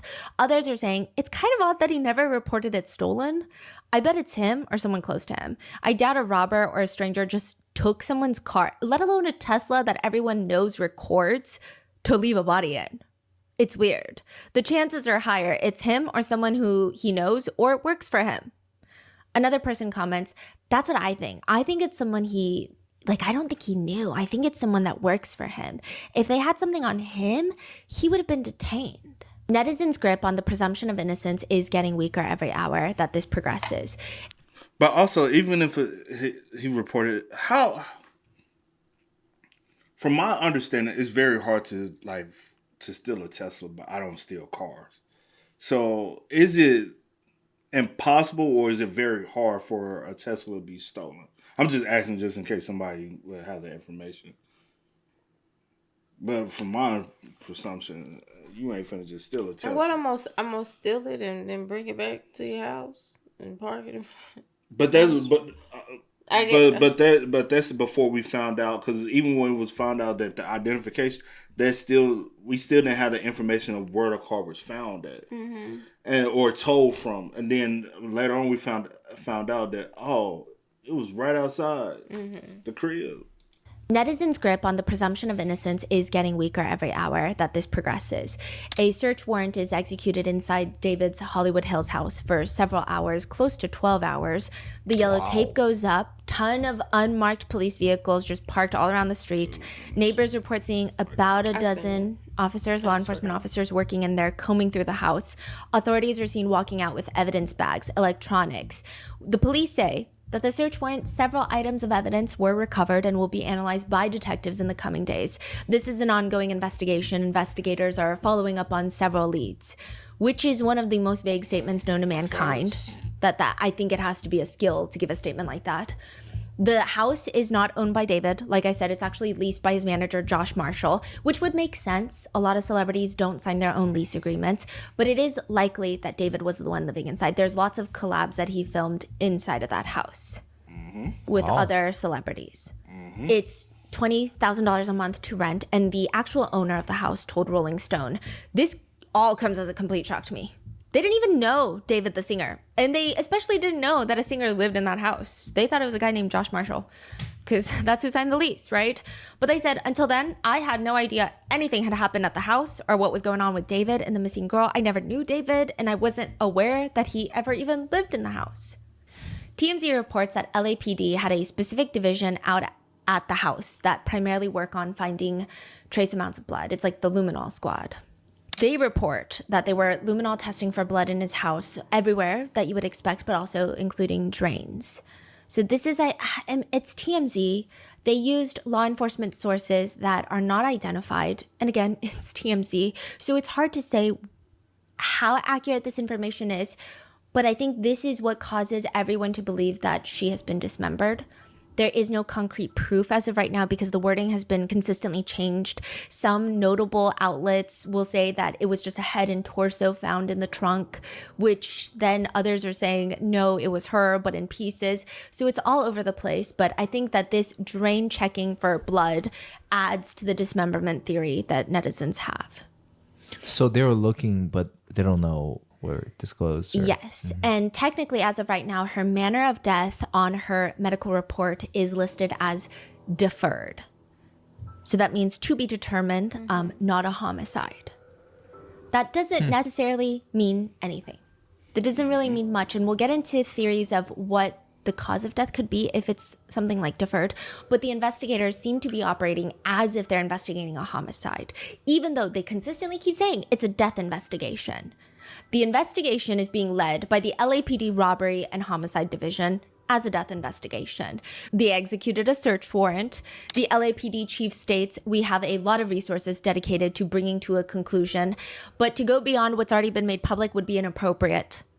As for whether LAPD are looking into David and Celeste potentially having a relationship, he says, whenever you investigate a homicide, and this was crazy because I was talking to the RM team about this last night, and my husband was like, "Oh, a homicide. So it is a homicide investigation." Yeah. Because we were just reading through it so quick, we didn't even catch it. Yeah, because this is the whole thing. Everyone's like saying deferred. Like you guys were saying, not sure. I don't know. But then the guy literally goes homicide. Yeah. I think it was like one of those things where everyone's like, it's definitely a homicide because in a trunk. But then for him to just straight out say it, it was like the only confirmation that we've gotten so far. Because so far it's a death investigation. Yeah. Everything's so close to them. Whenever you investigate a homicide, the detectives look at all of the associated issues as well. And in this case, that's something that they would be looking at. So it's just very vague. While authorities have been searching David's house, the internet has been collectively searching his very extensive digital footprint. And it's bad. I mean, I think we've all seen the viral clips of another musician, Young Thug, in court just jamming out to his song that's playing in the courtroom because the prosecutors have admitted it into evidence. They're using his lyrics as evidence, and he's just like vibing in the courtroom. He's enjoying himself so much. Later, the judge recites the lyrics, "Hey, this, that slime shit. Hey, YSL shit. Hey, killing 12 shit. Hey, fuck a jail shit. Hey, cooking white brick. I'm not new to this. Hey. I'm so true to this. Hey, I can put up a whole slime of 100 licks. Slimer gets slimed. It's that slime shit," which was supposed to prove Rico. Also, the prosecutors admitted his lyrics. Quote, "I never killed anybody, but I got..." Know them lyrics. I don't know them lyrics. Bro, we was in college jamming to that joint. I mean, I don't know them off the top of my head. Like, if I heard a beat or the song, I'm like, oh, yeah, I know that song. It's that slime shit. YSL shit. Just reading the lyrics out, I'm like, oh, but I don't know. I'll play it for you when we it's off a mixtape. It's off it's old. Damn. Bro, I remember that joint because I used to when I was DJing and stuff playing. I think I know. You don't have to play. I think I know what it is. It goes up though. It was back in the day. I don't know how. Is that? Yeah, I remember. You'll have to play it. I said like Had something to do with that body to try and show that Young Thug was engaged in criminal gang activity. The whole thing was a mess, but it was very important because people are now concerned that this is going to become more and more common. Lyrics or social media posts or memes becoming evidence in the court of justice. Others are saying it makes sense because there is truth to art that these musicians create. I don't know how that applies because I feel like lots of authors, lots of film directors should be locked up in jail if that's the case. But the whole internet does pretty much think that David has been confessing to everything in his music. One of David's most popular songs is Here With Me. The music video premiered November 23rd, 2022, and it shows David in a blindfold washing ashore on a beach. So blindfold is typically associated with Itami. But at this point, Itami is like not a known well figure in his music universe. He washes ashore and all he can think about is this girl. She has curly hair. Lots of people say she looks just like the victim Celeste. There's a person in the music video. Yes, but this is someone that's been hired. So it's not Celeste, but it almost, some netizens are saying it looks like he hired people to play Celeste. Huh. In this music video. But this is 2022 though, right? Yes, and there are speculations that they've known each other since 2021. Oh, wow. And she was 11 years old. She has curly hair, a white flower in her hair, and it is a montage of them running on the beach, running through water. He's singing to her, watch the sunrise along the coast as we're both getting old. I can't describe what I'm feeling. All I know is we're going home, so please don't let me go. And then you have these montages where they're hugging, they're sitting, watching the sunset with their backs turned to the camera. A lot of people say with the resemblance of the love interest, again, it feels like an obsession with Celeste because why does it look like Celeste? The lyrics are, and if it's right, I don't care how long it takes. As long as I'm with you, I've got a smile on my face. Save your tears, it'll be okay. All I know is you're here with me. Watch the sunrise as we're getting old. I can't describe. I wish I could live through every memory again, just one more time before we float off in the wind. Then it cuts to him in a blindfold, falling on his knees, realizing that he might have lost her. He doesn't have her right now. And then at the very end, ominously, it's an older David. Like I'm talking middle-aged David. Someone's playing David. Sitting on the beach by himself. So that same bench, he now just puts a white rose where the love interest was sitting. And then he walks towards the water himself and it just cuts to his clothes being on the sand. I guess the insinuation being maybe he walked into the water because then young David is now washed ashore. And I think the whole thing is like, I gotta go find her. It's like an analyzation of the love of his life and growing old, wanting to grow old. So I guess it's the idea of, yeah, we could fight all we want because there's montages of them fighting. But you know what? At the end of the day, as long as I'm with you, I got a smile on my face. So let me go find her again. Seems to be the vibe. Previously, all the comments on this music video were about sharing how people went through their loss with this song. Some people were talking about how they got married to this song. Some people are saying it's a song that reminds them of their grandparents or how they just don't have a lot of time with their loved ones. But as long as they're together, it's a good time. It's just like a lot of emotional comments. Some people are writing, I was in the NICU with my son singing this song. And now, what do you see the comments now? Yeah, people are just, they read, I don't care how long it takes. Hits a lot darker when you realize David wrote it about waiting for Celeste to be of age, except he didn't actually wait. Another comment reads, as we're both getting old, bro, she will never grow old. Even monsters make beautiful music. What a crazy world we live in. Rest in peace, little girl.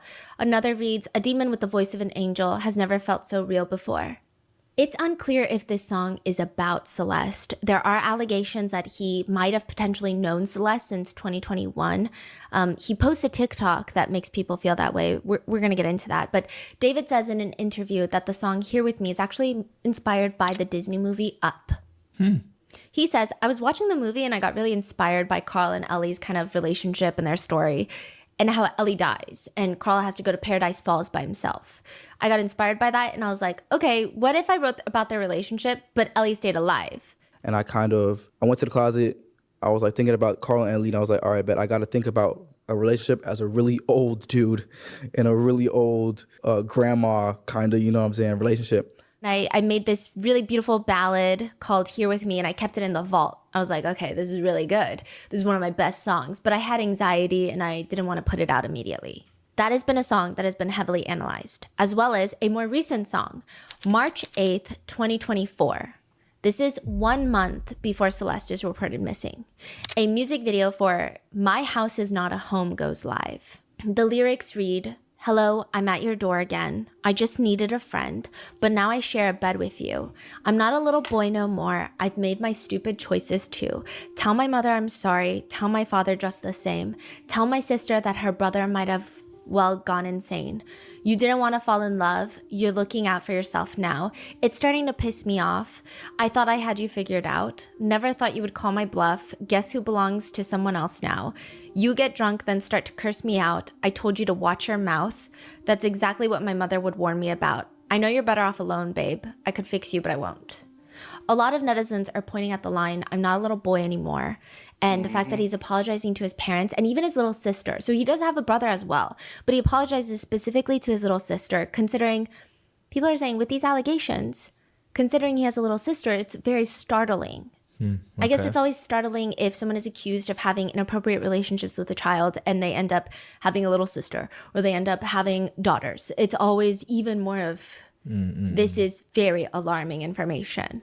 The top comment for that music video now reads, with 4,000 likes, "He's not beating this case. Every song is a confession."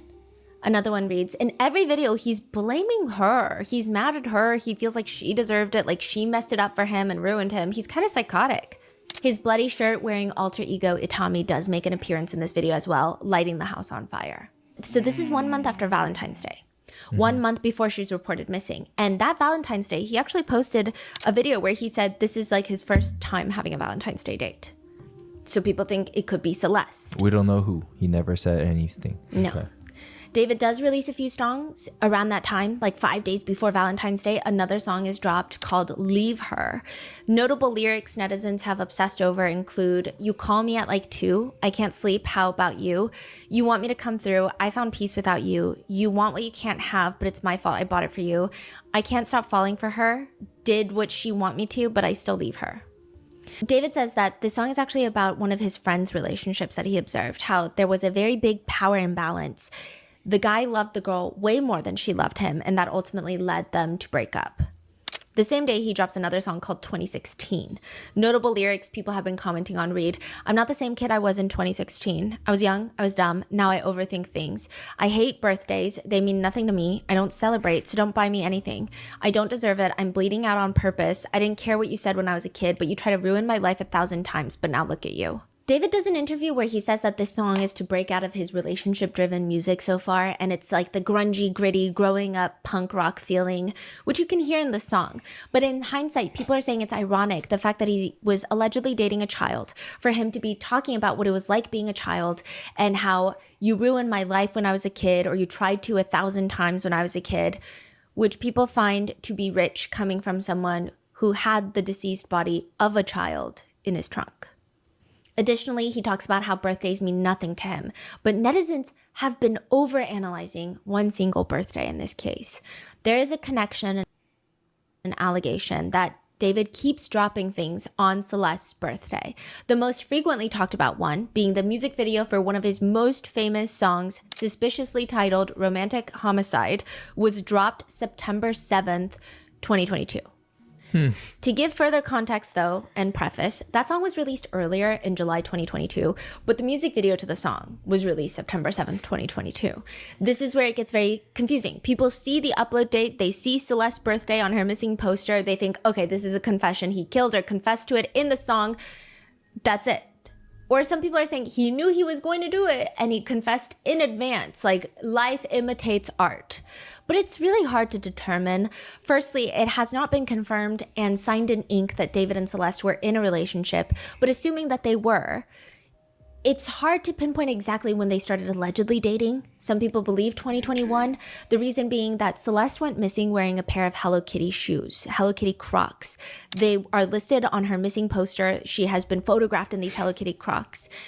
Overall, she just seems to have a very strong liking for Hello Kitty. But David seems to also be obsessed with Hello Kitty. Really? His Instagram profile picture is Hello Kitty and a big bomb, just an explosion in the back of an animated Hello Kitty. Huh. In a TikTok, he's posting he's standing in a hotel room and it's his song playing in the back. And the caption on the screen is, when your card declines at therapy and they bring in that one Hello Kitty girl you met in 2021. People thought that was about what does Celeste. that mean? I'm sorry. When your card gets declined and they bring in that Hello Kitty girl, what does that even mean? It's supposed to be like a TikTok meme. I think it's supposed to be like, I need to pay for therapy. My card is getting declined, but they bring in the Hello Kitty girl, and now you like really need therapy. You're like on your knees. Is the vibe. Okay. But the most important part is Hello Kitty girl that he meets in 2021. You see him fall to his knees before face planting onto the hotel floor, and it's his song, I Can't Stop Falling for Her. This is posted February 7th of 2024, so just like a few months before Celeste is reported missing. What's important though is in it, he's wearing a Hello Kitty keychain around his pants belt buckle. One of Celeste's friends leaked a photo that Celeste had allegedly sent her. There's no faces. You just see, it's like if you were to hold your phone pointing to the floor and then take a picture. So you see allegedly Celeste pants and Hello Kitty Crocs, the same one that she's been photographed in. And then you see David in the same outfit, allegedly David, and she's kind of tugging on the Hello Kitty keychain that's attached to his belt loop. Oh, that's a photo that Yes. you've seen too. Yes. And that matches David's Hello Kitty keychain. And the outfit that he's wearing in this TikTok. Oh. And they match the shoes that Celeste was seen wearing and had gone missing in. And that's the photo that was leaked by a friend. Yes. And you haven't seen that photo from anywhere else. So Yes. this is like a legitimate photo from a source. Yes, but to say that it is 100% Celeste is hard.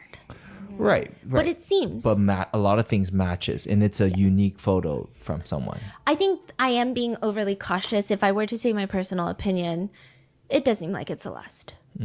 It does. I mean, the odds, there's too many coincidences and the chances of it But then being somebody it is else. true, like with today's AI, it's Yeah. hard to really tell what's real and not. So, I don't blame you. Yeah.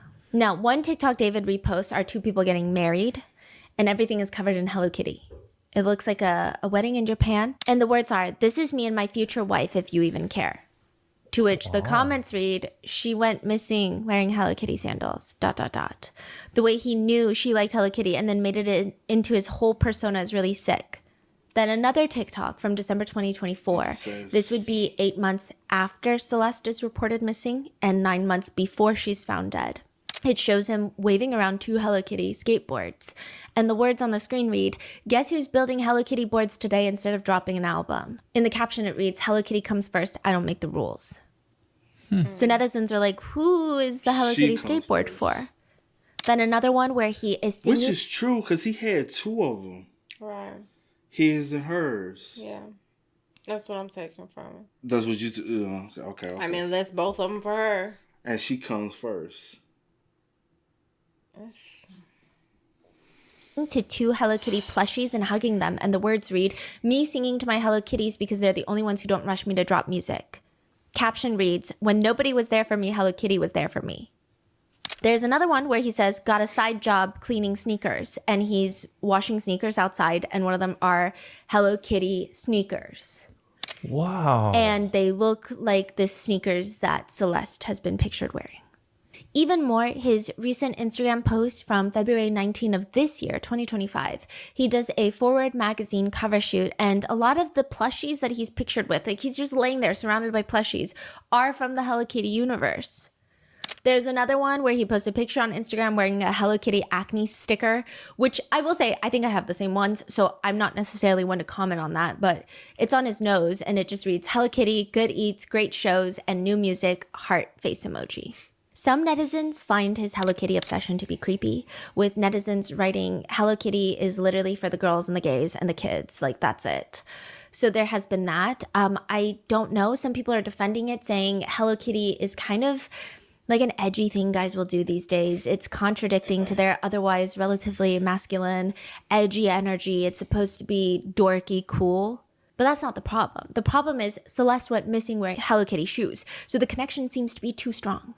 And then back to the date of the birthday, there is a Discord message circulating which shows a deleted user on Discord. So it just says deleted user interacting with other people on David's Discord. And on September 7th, 2022, someone tells the deleted user, happy birthday. Uh-huh. Deleted user responds, thanks, babe. Now, David was reportedly having interactions with the deleted user, and this same deleted user was posting a picture wearing a ring and a finger tattoo in red ink that reads David. So people think that this is Celeste because she also has another red ink tattoo, allegedly, according to her family, that reads Shh, which matches David's tattoo. So if they've known each other from 2021, like some netizens believe, him uploading his music video for Romantic Homicide on her birthday in 2022 could or could not be a coincidence. I don't know. I will say that in this case specifically, the number of coincidences that my brain is normally comfortable with has been surpassed. In any event, the music video for Romantic Homicide goes up. This would have been Celeste's 12th birthday and almost exactly 3 years before she was found dead in his car. The music video has been analyzed like it is a piece inside of a museum, and it is a weird music video. The video starts with David wearing a full suit and a white blindfold, laying on the cold cement. There's just rain falling on him. He's singing, I'm scared. It feels like you don't care. Enlighten me, my dear. Why am I still here? He eventually gets up, walks towards the train tracks where a train is passing by. And you know how in between the train cars and even the train windows, you can see someone on the other side. It looks like the ghost of a girl wearing a wedding dress. Some netizens believe it looks like Celeste. Some netizens say it looks nothing like Celeste. Others say the vibe is like Celeste. It's just everyone's fighting about it. But regardless, people can kind of agree it does appear, according to all of his music videos, he seems to have a type. He finds the girl, and now she's laying on a bloodied mattress, still in the wedding dress, but she's dead, and there's blood everywhere, and white roses are covered in blood. The lyrics are, in the back of my mind, you died, and I didn't even cry. No, not a single tear, and I'm sick of patiently waiting for someone that won't even arrive. And that's like just repeated. In the back of my mind, you died. And now there are AI versions out there that now say, in the back of my car, you died, which is inappropriate to say the least, but in the back of my mind, you died and I didn't even cry. And then at the very end, the lyrics switch to, in the back of my mind, I killed you and I didn't even regret it. David drops the briefcase that he was holding, or suitcase, and it's filled with bloodied knives, bloodied roses. And the lyrics that are playing is, I can't even believe I said it, but it's true. I hate you. This has been a big part of the conversation online to the point where this song is at least 3 years old. It's September 23rd of this year.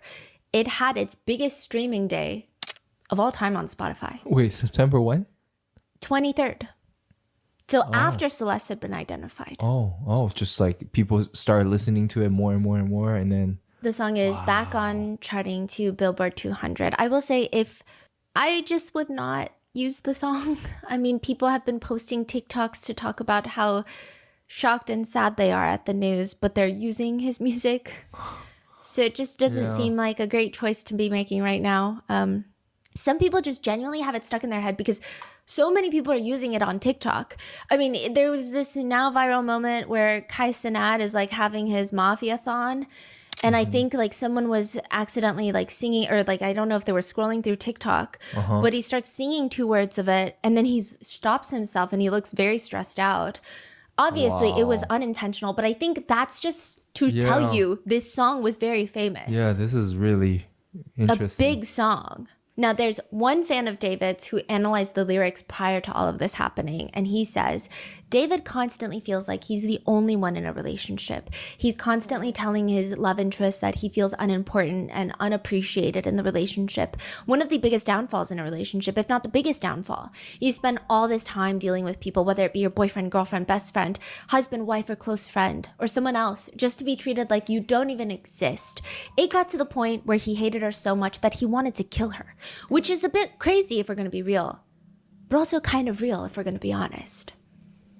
This analyzation comes before all of the recent news, so it's very interesting that this is how people have been taking the song prior to even. The host for Mahogany, a podcast, they interviewed David. This was uploaded May 9th, 2025, a few months before Celeste is found dead. He plays Romantic Homicide, the music video for David, and David says, that was a fire song. That's actually crazy. This is the first time I watched the music video all the way through in maybe a year and a half. That's nuts. He said the instrumental for Romantic Homicide just stuck with him. I sat down and I freestyled the entirety of Romantic Homicide in one take. And after I made that song, I showed it to my mother and she was like, the song's too violent and too sad. You're not releasing it. You're not talking about killing people in your music. Not my son. And I was like, wait, I might be onto something. Netizens think that comment is now ironic because the whole internet believes that he killed someone not just in music, but in reality. But regardless, his mom is not approving, but it just makes him want to release it more. He says, whenever my mom hates something, I know it's cool. It's usually a sign that I'm supposed to do it low key. So I waited a couple of days. I was kind of contemplating, because if she ever found the song online and it did not blow up, I'm getting my butt beat the same day. So I had to make sure that it was going to do well. David says for the music video, the blindfolded guy in the suit, aka him in a blindfold, and then sometimes him in a bloody dress shirt, is not him, it's his alter ego named Itami. He says, I had the idea to make the first music video introduce a character that I had been kind of ideating for a really long time. That's why you see him with the blindfold and the bloody shirt aesthetic and bow tie. I'm really big into anime. I'm really big into manga. And I wanted to make my own manga series at one point. I was writing a lot of poems and writing a lot of things for it. And a big part of that manga was an evil version of me named Itami, which means pain in Japanese. And he wears this blindfold. He's basically an agent of chaos and kind of my alter ego. And the story of the manga went, I was a detective and there was an evil version of myself that would come out at random times, kind of like Fight Club, Tyler Durden. He would commit the crimes that I would have to solve as the detective. So like when I was as the detective, I'd be like solving murders that I'm committing myself. And it was like a cool little story. I didn't think anything would come of it. It was in the vault for months and months and months, and I introduced it for the first time on screen. I had the opportunity with music to kind of explore this idea further. And the Romantic Homicide music video, and people were asking so many questions. I was like, yo, this is kind of fire. Nobody would have ever heard of it if it wasn't for the music video. But at the time, Itami was a staple of this music video, and you kind of see him throughout the entire thing. He's holding the knife, with the bloody thing. You got the girl that's basically the ghost of the person that he killed. It was his first victim in the manga, and I put it all on screen. He says he's basically the evil version of me, and he's kind of garnered this cult that follows him. He says, Itami has cult... Okay, so this is so complicated. The way that he describes it is the invisible string theory, all of chaos and evil. You know how one person is connected to everyone with red strings? Like everyone you meet in your life, you're connected to them with a red string. He's saying everything evil and chaos, all is connected to Itami. And so he has all these members of his cult that just are agents of chaos. Okay. And he says that's like one big element of his music. Another one is the Bloody Rose aesthetic. He says that was birthed in the Romantic Homicide music video as well, which is beautiful. The idea that beautiful things can hurt you with the stems, having thorns on them. That became my entire aesthetic for the rest of time. I kind of still, even to this day, use that Bloody Rose to kind of show how beautiful things can hurt you even through music. You see fans pulling up to the shows in the bloody shirts and blindfolds, so it's becoming a little movement. And I'm glad it's kind of coming to fruition. As for the alter ego, David says, Itami is the one that is making me withered and feel these emotions like grief and pain and confusion. He's the one that is weaving his way into my relationships and ruining them and introducing trauma and things like that. You see him in the music videos and stuff, so he's basically the agent of chaos. The Genius video, where he breaks down the lyrics of the song, has also since gone viral. In the back of my mind, you died. I didn't even cry. No, not a single tear. And I'm sick of patiently waiting for someone that won't even arrive. David explains, it's kind of like the storytelling aspect of the lyrics. It builds up to this big moment where she died in the back of my mind. I didn't kill her physically, but in the back of my mind, she died. And I didn't even cry. To which people are now commenting he's way too defensive, that it was not physically, but in the back of his mind. Others are saying that this is life imitating art. Quote, it's honestly scary how his entire career feels like one big confession. Another person writes, it's crazy how when you listen to his songs, you notice bits and pieces that you actually thought were poetic, but were actually straight up confessions. Another person writes, this legitimately has to be one of the most insane hiding in plain sight moments in music industry history. And one of the top comments is actually just all caps reading, this was not just in the back of his mind. Just to disclaim once more, it's not technically a confession because, well, we don't even know if he did it. But also, the song was written, produced, and released 3 years before Celeste was found deceased. And music is not, at least right now, does not have strong evidentiary value in the court of law, at least right now. It's hard to use the word confession. I think a lot of people say maybe a premonition, maybe a bad omen. Those are maybe more appropriate words. Some people think that everything is reaching. Others say that his ominous explanations of his music videos are not helping to the creepiness of his music videos. Others are also saying, yes, the art can be dark, but why does David also have to be so dark about it? They point to Lil Tecca, who has been going viral recently for rapping about driving in Ferraris and Mercedes, but he admits in his Genius interview that he didn't even know how to drive at that point in his life. So I hopped in the Benz. I don't even drive. I don't even know how to drive. So people are saying that could have been David, but instead, the way that he explains everything just feels more eerie. David says, I've seen people online take different meanings and interpretations from that one part of the song where it's like, it's their past selves that's dying, and they're not even crying about it because they're evolved. They become better people for having killed their addictions or other different stuff like that. So I think it's very powerful in that way. So he's saying it's open to interpretation. But there are lots of symbolism in his music that have people running to every single thing that he's ever created to see if there are any more additional clues, likely due to the fact that people have very strong ties with him and his music, and there are no updates right now. So people want to see something.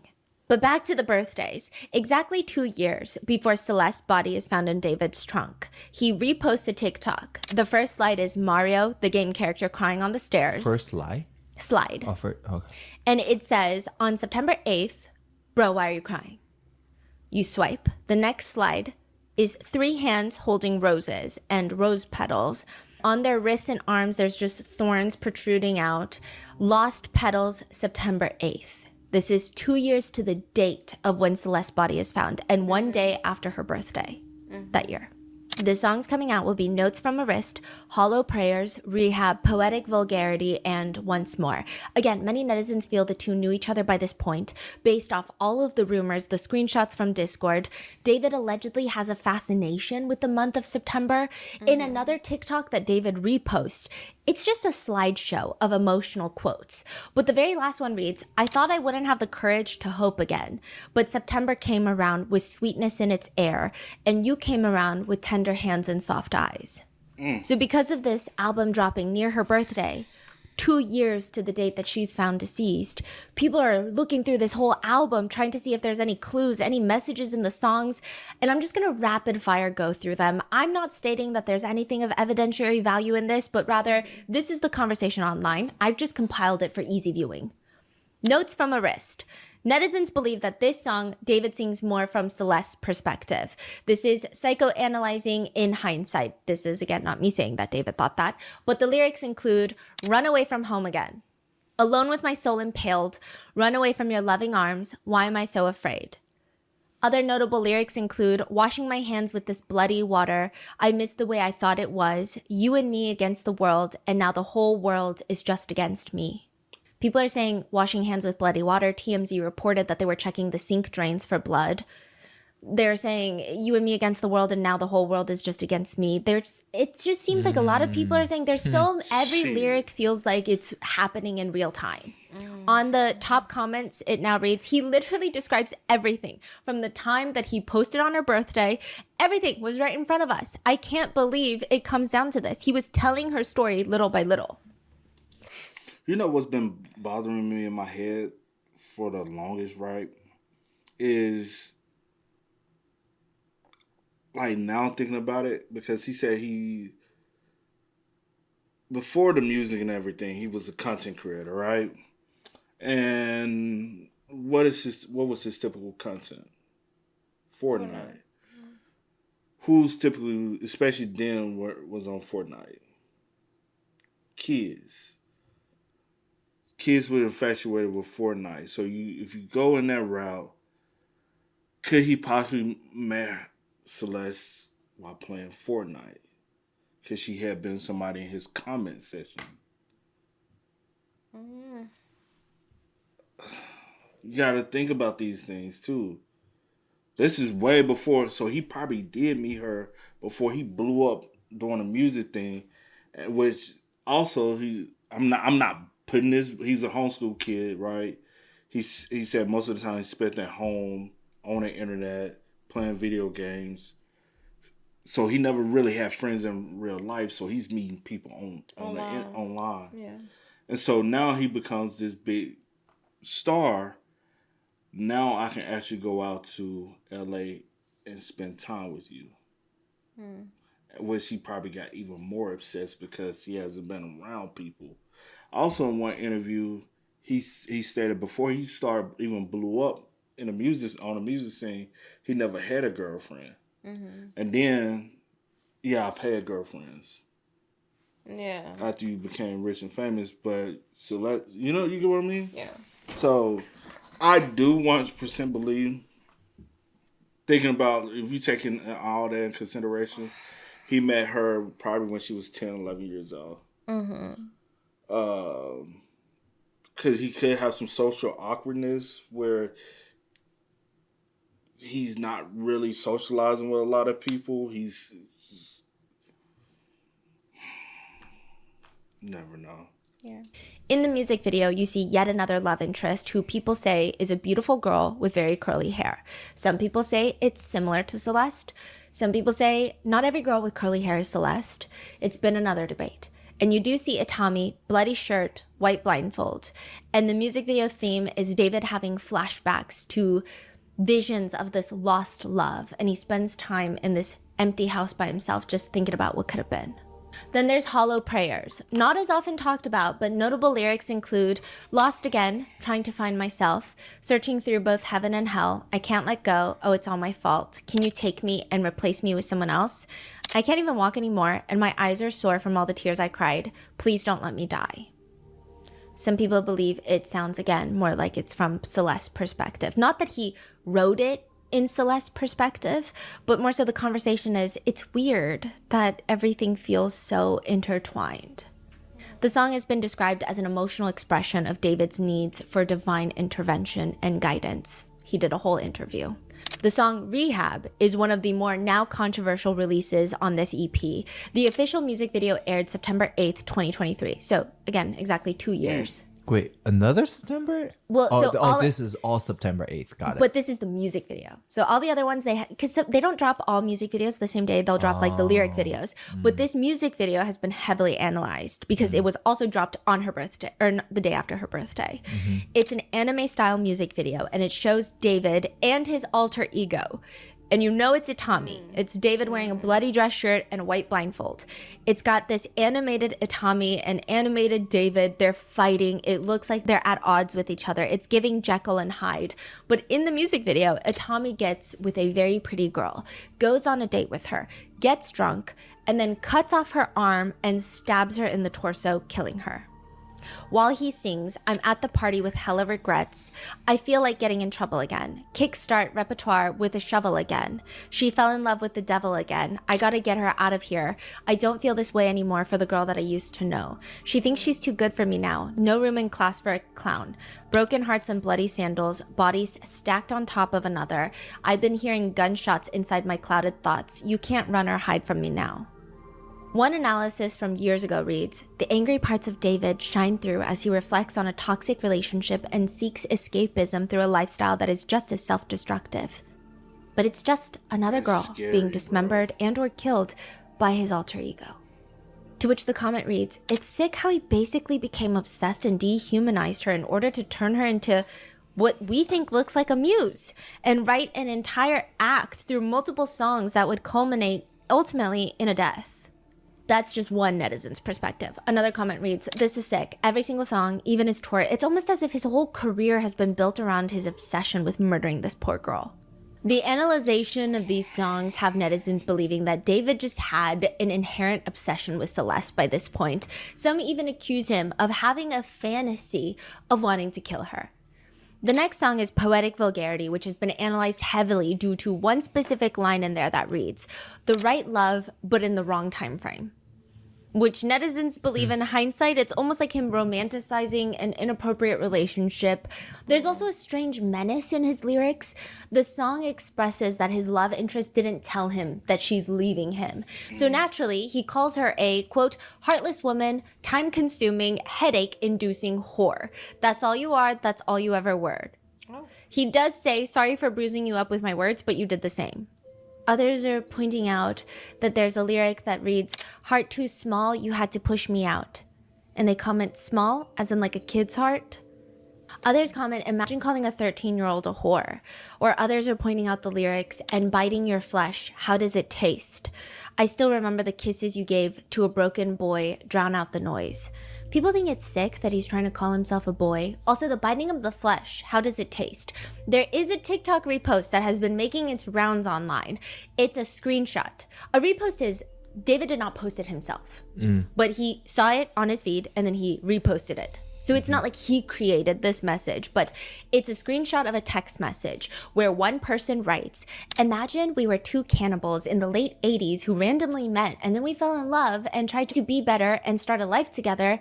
Then you died and I ate your bones and all. What the world? The other party responds, ... What the fuck is wrong with you? The comment on that one now is, David's lawyer is going to be struggling. Or, she wasn't found complete, which again has been the alternating theories right now. And then another comment, yeah, he did it, bruh. Another comment reads, help, I stalked too far, now I feel like a witness. Which you could argue, perhaps maybe it was an accidental repost. But then in another interview, he is asked, if you could describe yourself as pizza, what would you be? Ooh, pineapple. I was wondering like why every time I ate pineapple, my cheeks would burn. It's because pineapple has a chemical that eats away at your flesh while you eat it. So I describe myself as a pineapple because I eat away at your flesh. I get it. I think artists are naturally maybe stranger than the general population, or they try to be. They put an effort to be edgy. Maybe that's just what it takes. But at this point, there's just a lot of weird coincidences. There's just too many connections. Not saying he's connected to the death, but there's a lot. The top comment now reads, bro, this will be evidence in the courts, which is debatable. But the next song is Once More. This is the last song on this EP.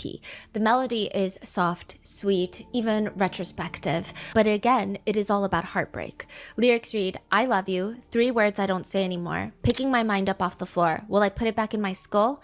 No, not ever, because you said we were forever. That's some fable. I can't move on. The top comment now reads, so he killed her for trying to move on from him? She was finally outgrowing him and he couldn't deal with it? This all comes out the day after her birthday. Coincidence or not, it's up to you, but adding more to the birthday coincidences. David's last Instagram post is from September 7th, 2025. 1 day before her body is found, on her, what was supposed to be her 15th birthday. The post is him promoting his Withered Deluxe album, which was scheduled to be out September 19th, which is 2 days after her body is identified. It has since been pulled. The deluxe album is not out. The original Withered album is out. But he writes in the caption, every song written exclusively by me on my phone, baby. This is a passion project I put together to make sure I didn't lose the raw emotional weight my music carries and how much it means to you all. Thank you to all my friends who collaborated with me on this. Everyone ate their verses up. Heart, heart, heart. So are people reading too much into it or not? I feel like that's something only time will tell. If David is found guilty, then everyone will agree, no, we were not reading too much into it. We, as in collective internet. If he's not arrested, if there is evidence that comes out that shows that he's not connected, which at this point in time, it seems like it would have to be the most insane explanation. Right. It would have to be like the most even crazier than what's already happening. Which even if somebody comes forward and be like, hey, I'm the one who committed the crime, what are they connection with him? Yeah. Then I'm like, well, y'all just trying to take the fall from, because he's at the end of the day, he possibly still 100% committed a crime by even being 9 times out of 10 they were in a relationship. 9 times, this is that 1% chance that who else could she have been connected to? For real, for real. Y'all had too many instances where y'all were together, captured together, doing things couples do. So even live streaming together. Yeah. Too many of those situations where it's like, or it'd be hard to prove that y'all wasn't. Yeah. Yeah. So even in that case, he's guilty of that. But like I asked you, how do you charge someone with that in this situation?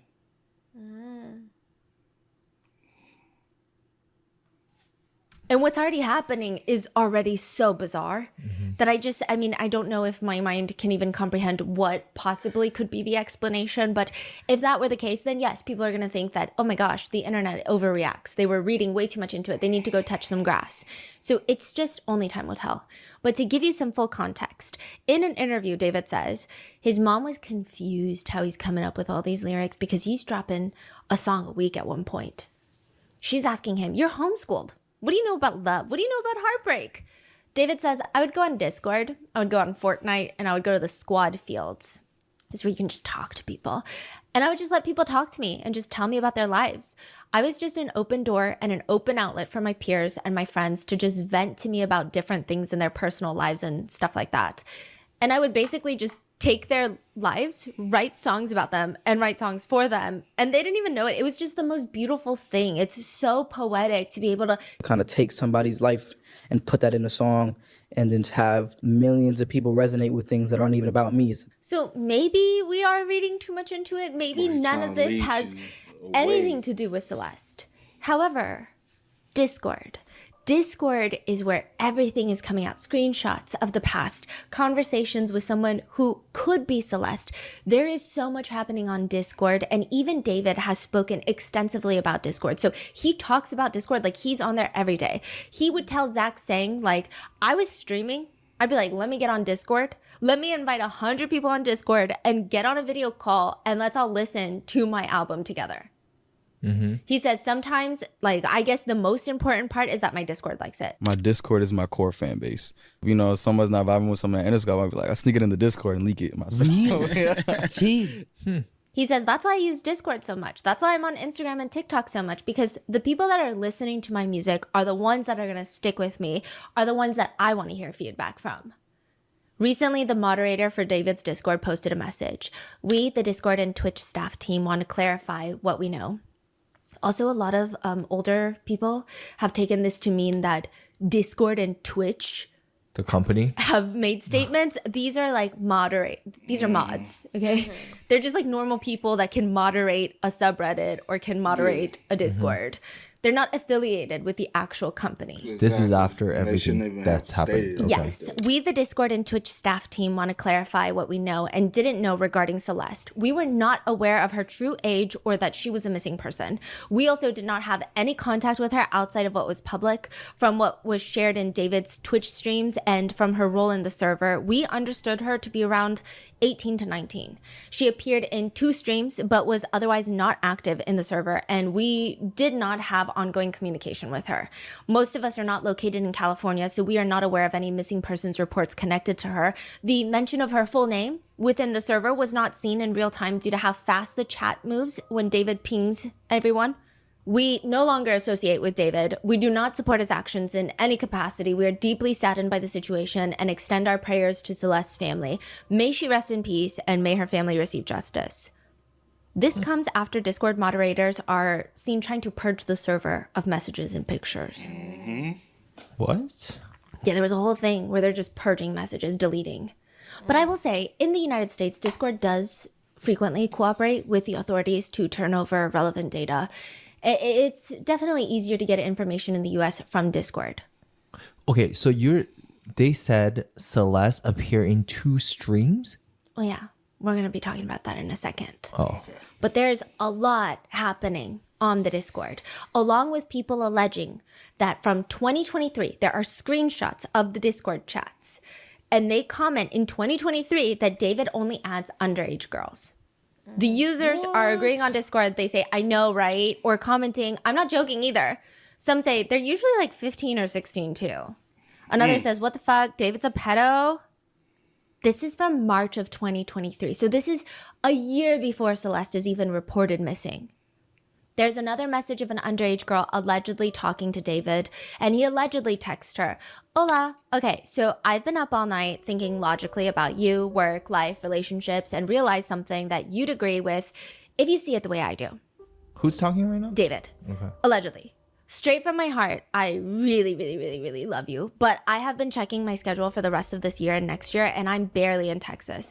I believe long distance relationships work under the right conditions, like you being able to travel with me, etc. But you're still in school. With that being said, I don't like hiding anything from anyone. I would love to have a public relationship with someone, but the way this is going, it's just we would have to be secret or something. I want you to be happy, but you still have so much left to do in these last 2 years of high school, and it may change your view on this entirely. And I would gladly wait for you if we were both in the right headspace when that time comes. I still want to be there for you, though, and talk like we did before it got complicated, LMAO. I love and care about you and need to make sure you're not alone. We are still interlinked. Wait, who is this? What is this? This is another person coming out saying that these are text messages that David had sent her and she is underage. These are text messages? Yes. And she came out with this and that's it? Yes. Okay. Then another message. Please express yourself thoroughly. Please no okay or KK. I want to know everything going through your head. Which, if this is true, is really bad. Other girls have come out on Reddit to post screenshots of DMs on Instagram that they've received from David, allegedly. With one writing, he followed me in 2023 when I was well under the age of 18, and these are our texts. I also remember one of his friends saying in a group chat that I was in, saying all David follows are teen girls, something along the lines of that, so there must be other victims. The DMs she posts are flirtatious. Wait, 2020, when? 2022? 2023. 2023, so 2 years ago. Yes. So David was 18. Yes. But she's saying she was well under the age of 18. Okay. So, I mean, if the rumors are true, he might have allegedly started talking to Celeste when she was 11. So it's not like he just turned 18 and she is about to turn 18 in 3 months. She said she's well under the age of 18. Not like 17 turning 18 in a month. Type of situation. The DMs she posts are flirtatious. David's responding to her story saying, LMAO, I swear you're shorter than me. And she responds, nah, you're mad because I guessed your real height. No, you didn't. Let me find out you're like a... And then she responds, what you be wearing these days? It's giving Lil Uzi Vert. He says, stop. And he gets very excited when she tells him that she's going to see him perform and it's a must for her to attend his concert because he's literally on her phone case, which people comment the way he texts. So I don't know. I'm inclined to believe because I like to just believe when people are speaking out about someone, especially when they're in a position of power, especially when the people speaking out are allegedly children. It's vastly different text messages.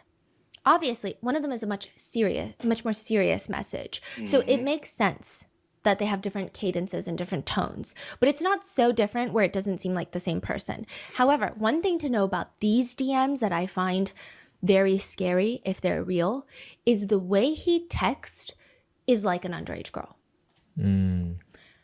People believe this is his way of disarming children. He doesn't text like a love interest. He doesn't text like someone maybe older. He texts like an underage girl, like a fellow girlfriend. I don't know how to describe, like the stop, like let me find out. It just feels very girl to girl almost. I don't know, people were pointing it out that it's very interesting. Then there are just other questionable Discord chats that are being released. Screenshots of what appears to be David's account on Discord writing in the chat, gore over porn. I used to be addicted to watching gore videos. I love gore. But one of the more heavily talked about messages from Discord is August 15th, 2024. 4 months after Celeste is reported missing, 14 months before her body is found.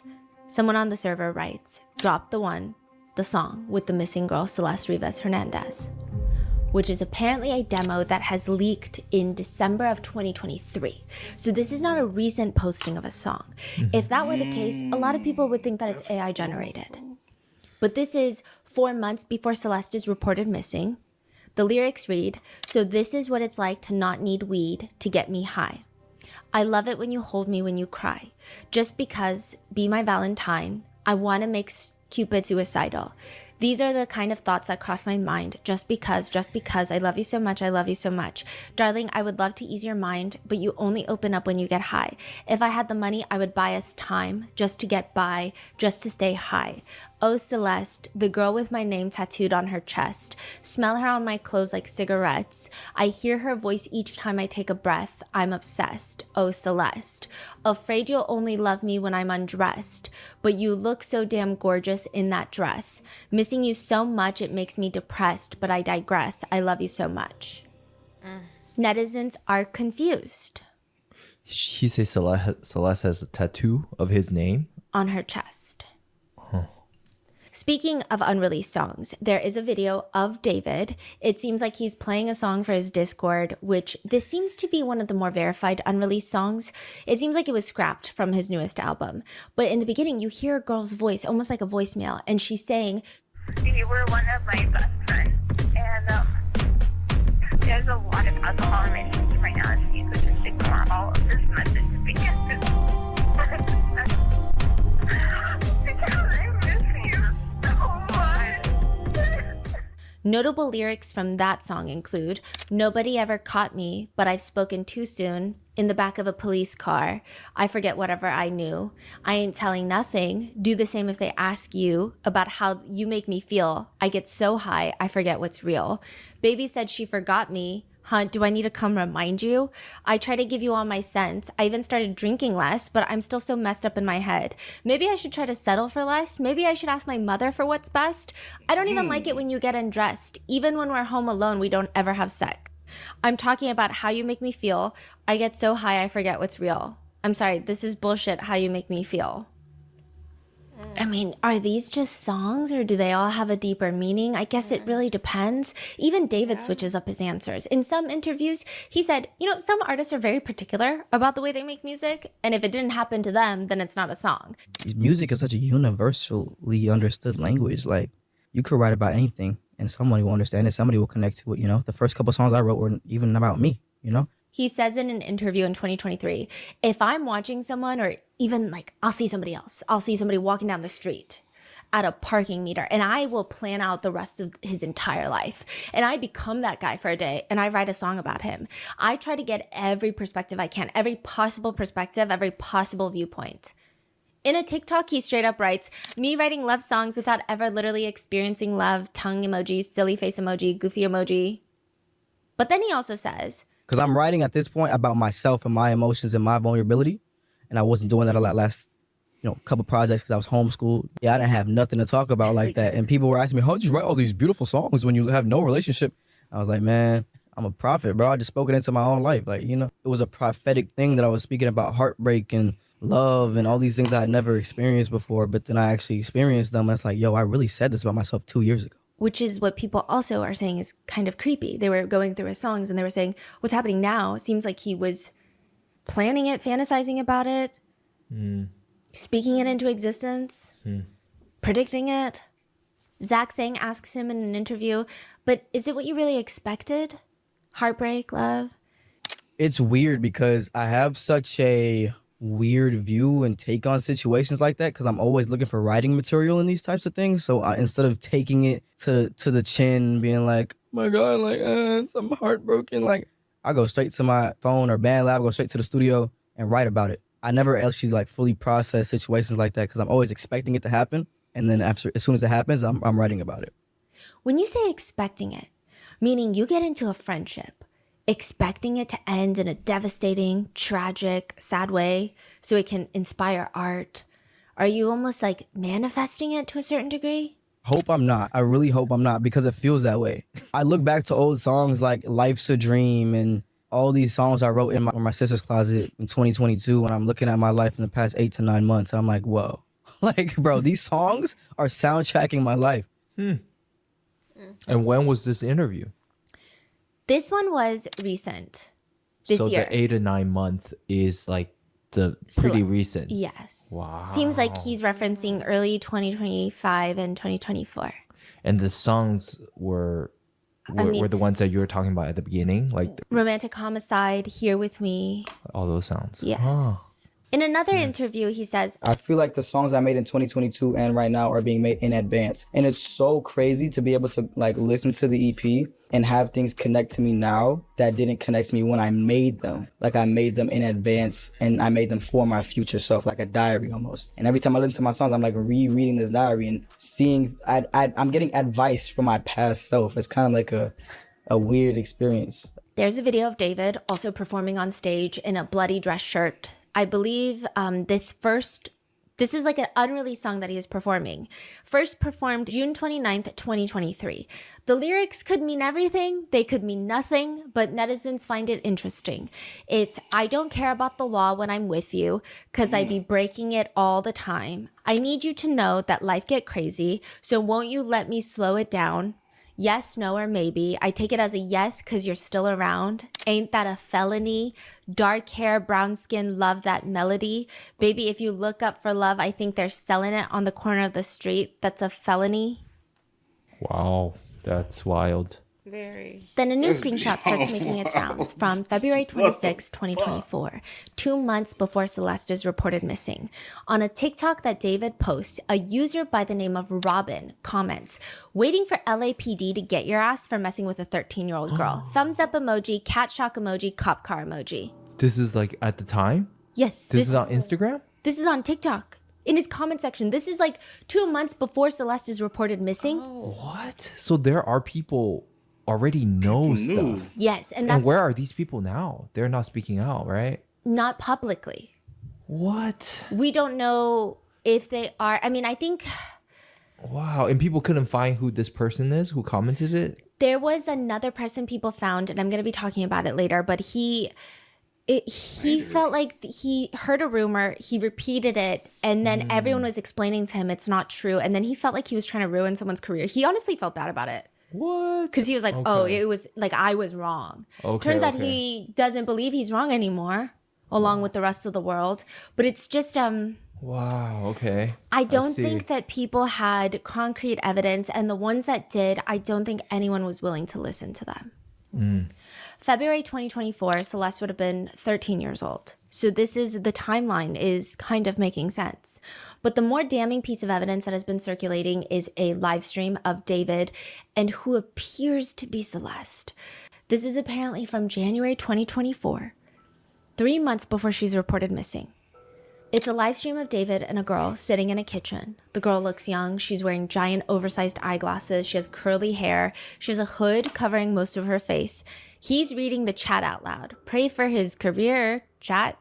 He looks at the girl next to him and asks, are we done? Are we done? And she responds, we need to delete this. David calmly says, mods, can we delete all the VODs? And as soon as the stream ends, delete the stream too. Can we delete everything? What? We need to delete this. Mods, can we delete all VODs? And then as soon as the stream ends, delete the stream too? The girl who looks to be Celeste is rumored to be Celeste, is giggling a little bit, but it looks more like an uncomfortable giggle. But someone in the comments writes, nah, you going on Epstein list. Oh. But someone in the comments. No, but we can read lips. Yeah, sound when we get in the click song. David Epstein flight list. David, can you? Right. That's nah, crazy. you going on Epstein list. David is dramatically saying, yo, wait. And then the girl tells him to read a separate comment because it would be mean if he doesn't answer. It's like a fan comment. It's a nice comment. And then another segment of the video, he puts his hand on the girl's shoulder and said, I media trained you. No, you didn't. That's controversial. It's controversial of kids. I'm lost. What is happening? So he's live streaming with a hooded girl that he'd never introduced who this is. We only have random snippets of this live stream. We haven't been able to find the full live stream. So no context. Nobody knows what's going on here. Yeah, it's just, we know you're going on Epstein's list comment. We know that she says, is it controversial of raping kids? Because he says, I media trained you. That's controversial. No, you didn't. It's controversial of raping kids. So she's basically calling him out saying, no, you are controversial for being kids. Basically, that's what the internet is insinuating and gathering from this live stream. She starts covering her mouth and laughing, and both of them decide they're going to get off the stream. And David ends with, delete everything, everything goes. Really good. Okay, It's been a good one. Bye. Bye, guys. Mwah, mwah, mwah, mwah, mwah. Oh my. Delete everything. Delete everything. Everything goes. And the stream ends, which feels like evidence enough that something bad is happening. And there are other sightings of what appears to be David and Celeste together, like one where he's seen with a girl wearing a Gap hoodie. Celeste's missing child poster is her wearing a Gap hoodie, the same Gap hoodie. Then video snippets of David bringing a girl to other streamers' houses. And she introduced herself as Celeste. Hi, how are you? Celeste, I've been chilling, just vibing. She's like shaking Jason DeWeen's hand and she's like, I'm Celeste, right? Hold on, okay? There are other videos of her being pulled in backstage at a concert wearing pink leggings. So now people are like, oh, hold on, since now this video's blown her up. being pulled in backstage at a concert. That was the Hello Kitty cross. Yeah. I'm saying I haven't seen it blown up like this, like in my face like this. She has those Hello Kitty cross on. And she hasn't said it, but this is his brother. Possibility, even his family knew of her. Which also is very damning of her being backstage with him. He's performing and all this stuff. The brothers around her, how no one knew. And you can't say, oh, the family can, oh, we thought she was 18, 19 years old. You know a 13-year-old from a... Everything about her is very childish. Even the Hello Kitty cross, the way she dresses, everything... This is brother who's a child. Yeah. They're giggling. An 18-year-old, 19-year-old is not going to be giggling with your little brother like that. Like, it's just the demeanors are going to be different. Right. And so, that also tells me who all knew. And thought, okay, this is okay. True. Because also, y'all had to verify IDs. Of some sort, especially if she travels with him. Wearing pink leggings. So now people are like, why haven't the authorities arrested him yet? Well, for one, this makes things much trickier because now there are two Celestes. In David's life, there are two girls named Celeste. One of them was found dead in his trunk. The other one is very much alive, and she is not a minor. She's an adult. She's around the same, I think a year or two older than him. And she has even changed her Instagram bio to a different Celeste. That's it, a different Celeste, literally, quote.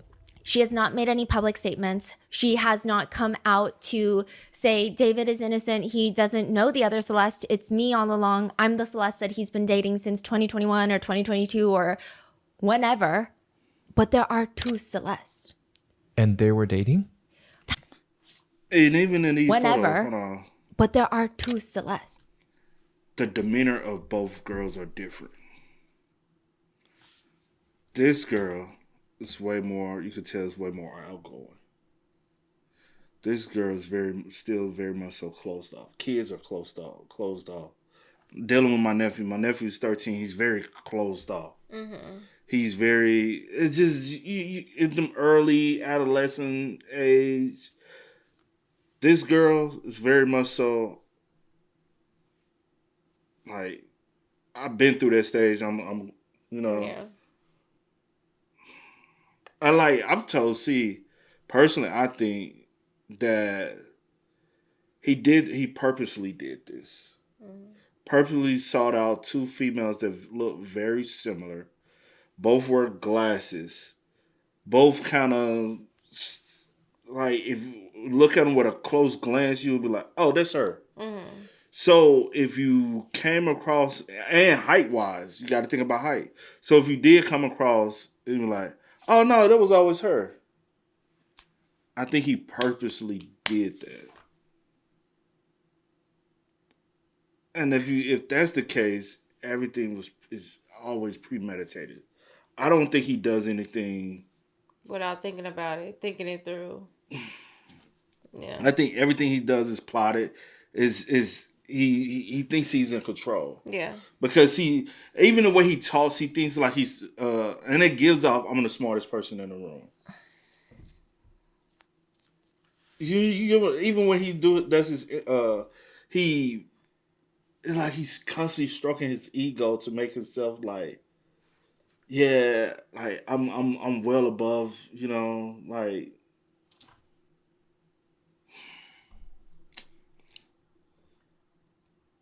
I don't know, man. It's crazy though. And they were dating? That's what it seems like, or at least they're together a lot. There's lots of theories about these two Celeste. And so every single piece of media, every single picture, every single video, it's the comment section are just netizens fighting of which Celeste it is because it's so hard to tell. I will say with this live stream where she says, is it controversial raping kids? It feels like it's the deceased, the victim Celeste. Just because Well, I will say this. Her family will be able to confirm if it's her or not vocally. Yeah. And we can also go and hear the other Celeste. If the other Celeste don't vocally sound like her, we can automatically rule that out. Right. So. It feels like it's the deceased, the victim Celeste. Just because I saw someone analyzing her dimples, which are very specific to her. So it seemed like it might be the younger Celeste, but it doesn't really matter if it's 14-year-old victim Celeste or the other Celeste. Some people call her decoy Celeste. Some people call her the other Celeste. Some people call her the second Celeste.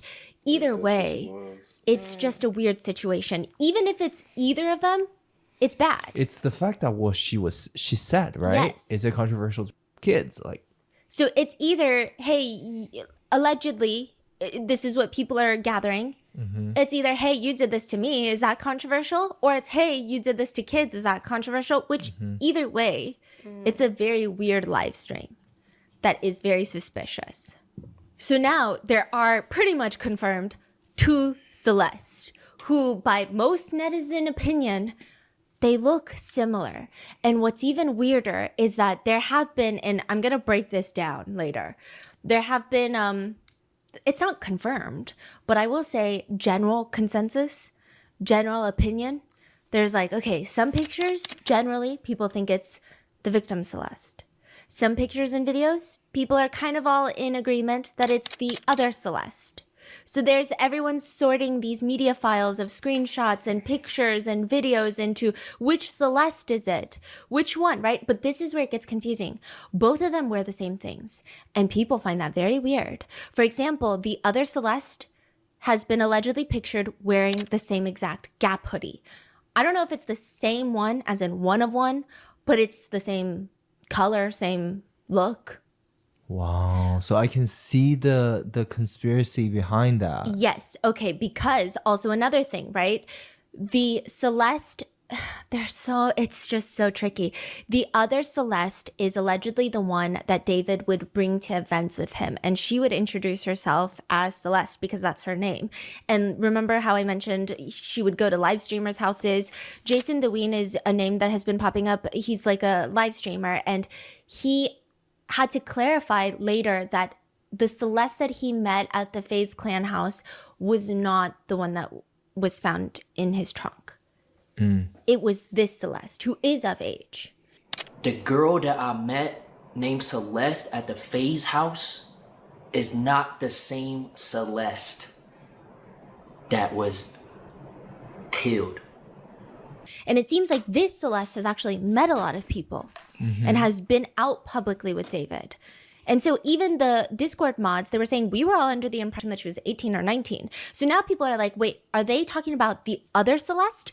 Or are they saying that they thought younger Celeste was older? Because the police have confirmed that the younger Celeste did have multiple fake IDs, which she would use to get into establishments that were 18 and up. So there are anecdotes online that are saying, I think that I met the younger Celeste, but I don't know because we were in a place where you had to be 18 and up to get in.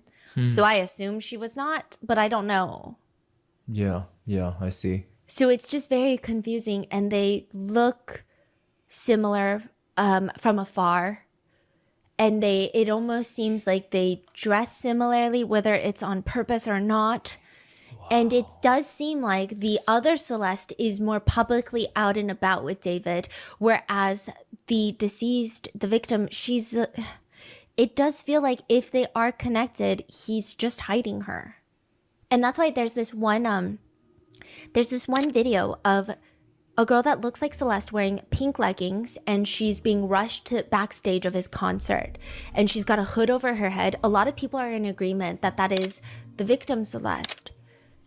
And it's also kind of strange that you have her running with your brother. Because you can be like, oh, she was with my little brother. I don't think anything is like this coincidence, or it's just like, oh, maybe. I really do think that just like on the outside looking in, just like looking at stuff, looking at the pictures, reading stuff, I really do feel like things are strategically done. Perfect. And purposeful. Yeah, so it's late. Yeah, it is. Yeah. But yeah, I do think that things are strategically done. I don't think that anything is a coincidence. I think like this is the person.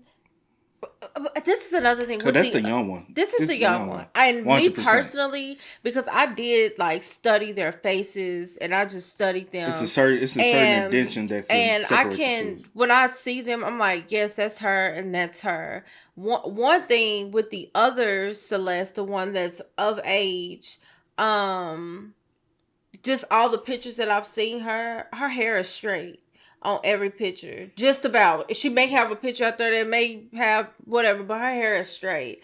And then this Celeste is typically curly.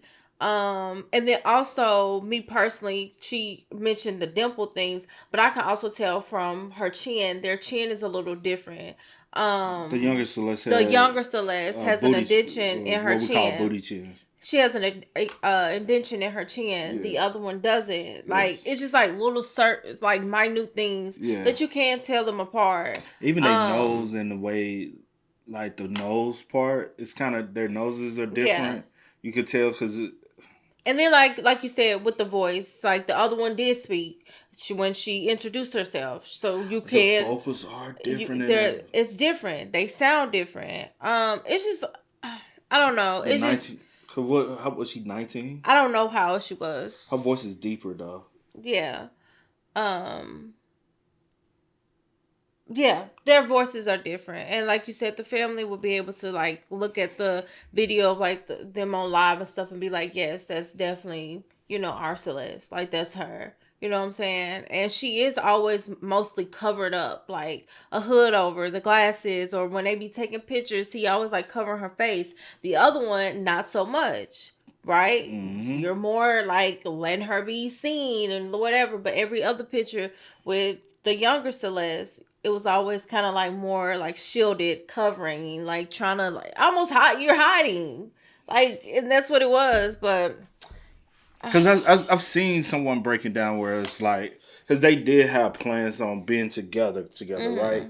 And he wanted her to be with him. Eventually, some came out where they said supposedly they were planning on getting married once she turned 18.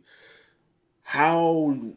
Say, for instance, if she was still alive, she would be 15 now. You would have to have her still hiding for 3 years, right? Until she turned 18. How are you going to be able to get away with that? Unless you say, hey, well, he always been dating Celeste. He's been dating Celeste for years. And what?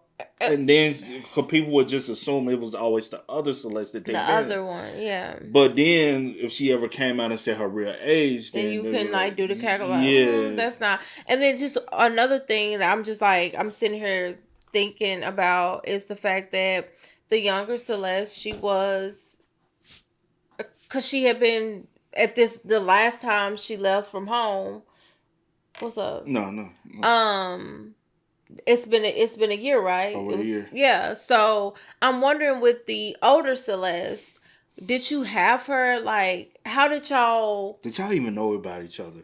Yeah, like, how did y'all, like, did she ever come over? Because obviously the younger one is living in your home, right? But it's also a big ass home, so he could have told her, "Hey, you stay in this room." You never know any. Maybe I'm gonna have someone over working or something. Yeah, I don't know. It's just weird to me. It's just so many things that I'm just like, I don't know. Like every time I think about it, I'm just like, I really want the truth to hurry up and come. And that's my thing. Like, I'm ready for the truth to come out, facts. Like, I'm ready for the authorities to really, like, say whatever, put out. I just hope that they do right by her. Yeah. And that she actually gets proper justice, whatever, you know, and, like, whoever that's towards. Yeah. I just want her to get the proper justice that she deserves. And look into every aspect. Everything. Don't. Like, how she was missing for a whole year, over a year, and possibly people knew where she was, but nothing was ever done. Yeah, we gotta look at everything. We gotta look at the people that was around her, also including reports to the police department if they were aware of this information that she possibly with this artist David, and it was reported to the police officer. I need a follow up with that, because then y'all dropped the ball, and somebody needs to be dealing with repercussions behind that. Because I don't want you to be an officer if you're not looking into the fact that a 13-year-old is popular with a grown-ass man. The family came to you and said, hey, we believe you ain't even follow up and look into that. Well, there's no true evidence behind it. Yes, there fucking is. Yeah. There was always evidence, but y'all didn't. Over her head, a lot of people are in agreement that that is the victim, Celeste. And because her died. She seems like she's hiding. She seems like she's not trying to be seen. Yeah. Whereas the other Celeste, she's at a live streaming house, the FaZe Clan house, and she's like shaking live streamers' hands, being like, Celeste, I'm Celeste, I'm Celeste. Right. So this is online public information that David is dating Celeste or is close with this woman named Celeste. And this other Celeste is literally in every streamer's live stream. People are seeing her. Yes, there are clips of her in streamers' live streams. I see. And her name is also Celeste Which Herrera. those streams are reaching like, I don't even know, like the whole world. Versus at the concert, arguably it's more private because you get like a few thousand people versus streams, you get like the whole world. And so people are saying in the Discord chat where people are saying, oh, he has a girlfriend, her name is Celeste, she's very pretty. People don't know who that's in reference to. But then there are the ones on Discord that's like, drop the song about the missing girl, Celeste, that drops her full name and says, drop the song about her. Then it's like, okay, wait, so now it's getting tricky to discern which one. On top of that, that comment that was like, LAPD is going to get your ass for dating a 13-year-old girl. That's all I need from here also is to see if the other Celeste has any tattoos. Because then, also, she does have tattoos. When did you get these tattoos? Because if she said, hey, I got these tattoos, I could be like, are you his co-conspirator then? Because then that goes into a whole nother ballpark of things. So, if she doesn't have any tattoos, then we know for a fact, also, you know, not for a fact, but... Yeah, but so what we know for a fact, nothing. Well, but if this other Celeste has David tattooed on her, it seems like the whole world did not know he was dating. A group of people close to him or had business relations or had collaborations with him knew him on like a maybe creator to creator or musician to musician level, maybe have come across Celeste that is of age. And then it seems like a very small group of people, if true, if they were dating, knew about Celeste, who was found deceased. Yeah. So it just makes it very tricky. And there is a question of, again, what are the odds that he's connected to two Celeste that look similar, that both wear Gap hoodies, that both like to wear specific glasses and dress specifically, or is this intentional? Is there any other, not girlfriend or any other woman or any... that looks similar? Or just anyone else he's allegedly dated in this period? Is there other girlfriends? There is one friend who was spotted out with him publicly frequently, and she had to make a statement saying that she doesn't want to talk. She'll talk when she is ready, and there's just a lot going on. But people point out that she also has very curly hair and looks like Celeste. So it's just like netizens are confused. So there are conspiracies. There are theories online that he started dating another girl named Celeste that is of age, that looks like the victim, the child, Celeste, but is an adult. And so when people say, hey, you dated a minor named Celeste, he can say, no, you're mistaken. She's not a minor. She's an adult. You can check it out. You can see her ID. Her name is Celeste, and she's an adult. So those pictures are of my adult girlfriend that you... Ooh. I just thought about something. Also, because he made a... Because people were aware of him and started outing him. Now I need to see, when did you and the Celeste Herrera really start being seen together? When really been... I need her to speak. At some point, I need her to speak the fuck That's why up. I said I need a timeline. Like, I need to know when you started talking to... If you say, hey, I started dating Celeste Herrera in 2025. Because you remember he made that post and said somebody being a fed. Yeah, because I'll say this, it could have been at that point he was like, all right, I need to do something I need to cover my tail. So he could have been looking online, I need a Celeste, I need to find somebody. And then now you got this name, name already, right? So it'll be easier for you like, oh yeah, we can hang out, we can date. I mean, we can go on a date. You can take, you know what I'm saying? I need to know their connection. And honestly, because there is such a victim that is a child. A child. Yeah. Stop trying to hide and just be honest and say, hey, I'm going to go ahead and clear it up from my end. Me and David started dating in December of 2024. Because to me, sometimes in a situation like this, not speaking is kind of helping. Yeah. Trying to help him. And why are you trying to help him save face if he did viciously, possibly? Because at the end of the day, even if it comes out he didn't take her life, he's still a PDF. Mm-hmm. He's still on that time. And I need you to be... Or you just trying to wait it out and see if he's going to be able to get away so you can come back and... Because a lot of people will do that. I'm going to just see it through because I don't want to ruin my chances. Say, for instance, he do get off. Of still being around or being with him or still having some type of connection. Yeah, some people are like that. And it's sad to even have to say that. But people are like that.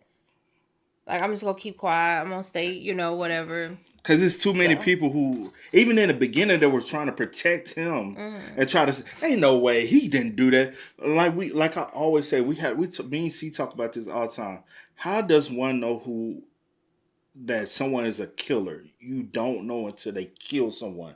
So you can never vouch for someone and say they're not a killer. 100%. And yes, still, granted, we still don't know. No one's a killer till they kill. We still don't know if he, did anything until evidence come out, until the facts, more statements are being made. We still don't know, but you still can't vouch for someone 100%. Yeah. You know what I'm saying? But we have seen people do that though, until it started biting them in the ass, and then now I got to retract. Yeah.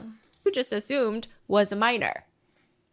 Some people think that's what was happening. That's the speculation online.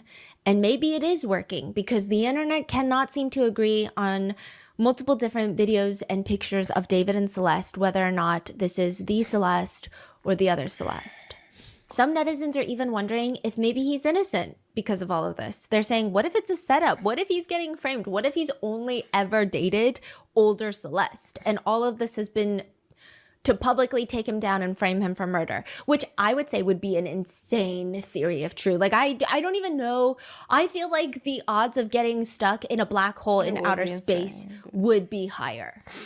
But again, nothing is impossible. Yeah. Never say never. I don't know what happened. Mm-hmm. I'm not personally involved, but it's just, it's a crazy theory. Mm-hmm. One person sums it up pretty nicely, which is, y'all keep saying it's two Celeste. The minor one was found dead in his car. Like, why are y'all trying to skip over these important details? The other Celeste isn't important right now. Because some people are using the other Celeste to say, oh, he's innocent, he's innocent. No. He was dating the older Celeste. But it still does not negate the fact that the young Celeste, the child, the 14-year-old girl was found deceased in his trunk. Mm-hmm. But I think that's where I am going to leave you with this episode for today. I'm going to try and film the rest and get it up in a day or two after you're seeing this. There is so much information, such as the theories that Celeste was going to leave him, tell someone that he was grooming her, theories that Celeste was pregnant, Discord chat logs where David says that they're expecting someone, allegedly, expecting a kid, allegedly, theories that Celeste was sacrificed for fame.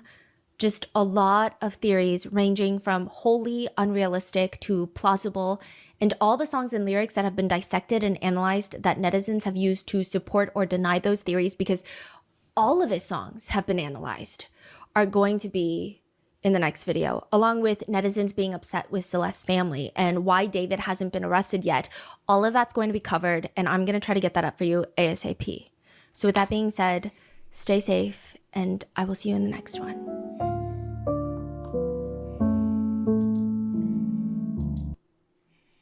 I do think people try to skip over the fact that regardless of the fact that it is the younger Celeste, the child is the one that's deceased.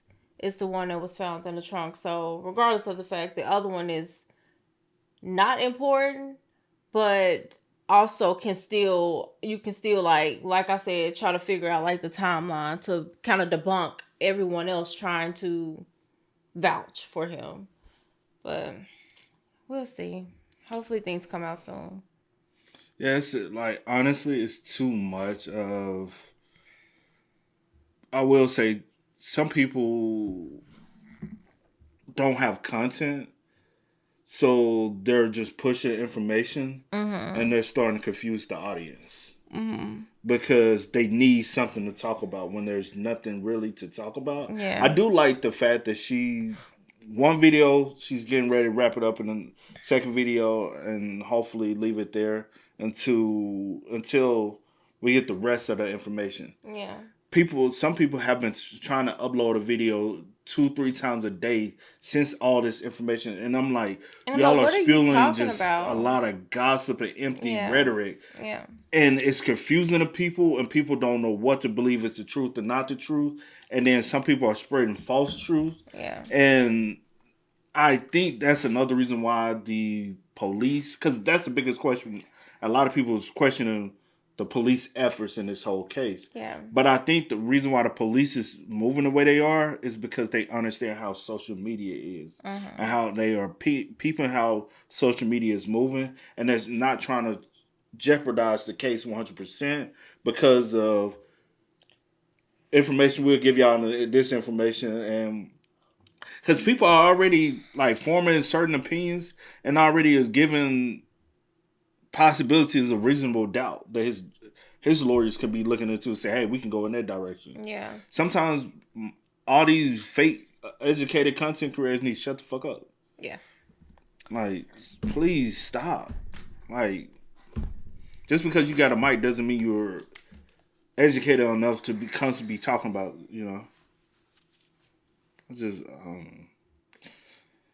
sad though. RIP to Celeste, man. I really do hope she gets the proper justice. Most definitely. And the true information, whether or not her home environment was rough or whatever situation this is. And like, even in other cases, I've always said the perpetrator is not the only one that needs to go to jail.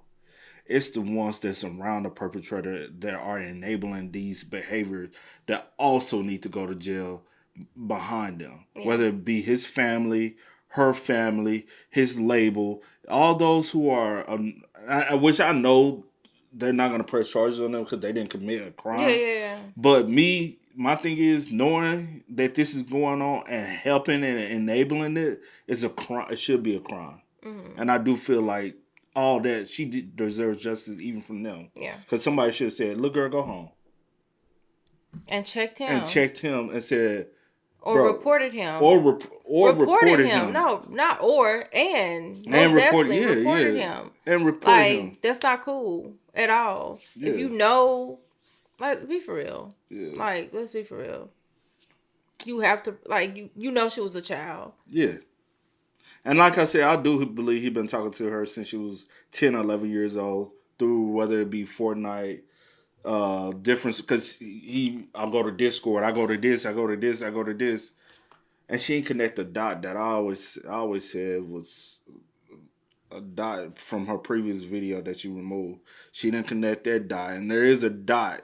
But we don't know for certain. Man, so you acting like these other folks. We don't know for certain. So we don't know for certain, but that's just my hypothetical. Yeah. And you can keep, scratching at it, but I believe it's something there because it's too much connection with the fight movie and being a PDF, but also being a Tagore and all that. Yeah, it's not just a coincidence. True. But hey, y'all spend most up in the comments. Y'all let us know y'all thoughts about it for us in the comment section down below. But until next time, y'all know how it go, man. I do go by the name DJ New Kid. This is Sierra Nicole. We are. Kid and C. We are. Time to kick it, got a stack of flip for my foes. Dollar.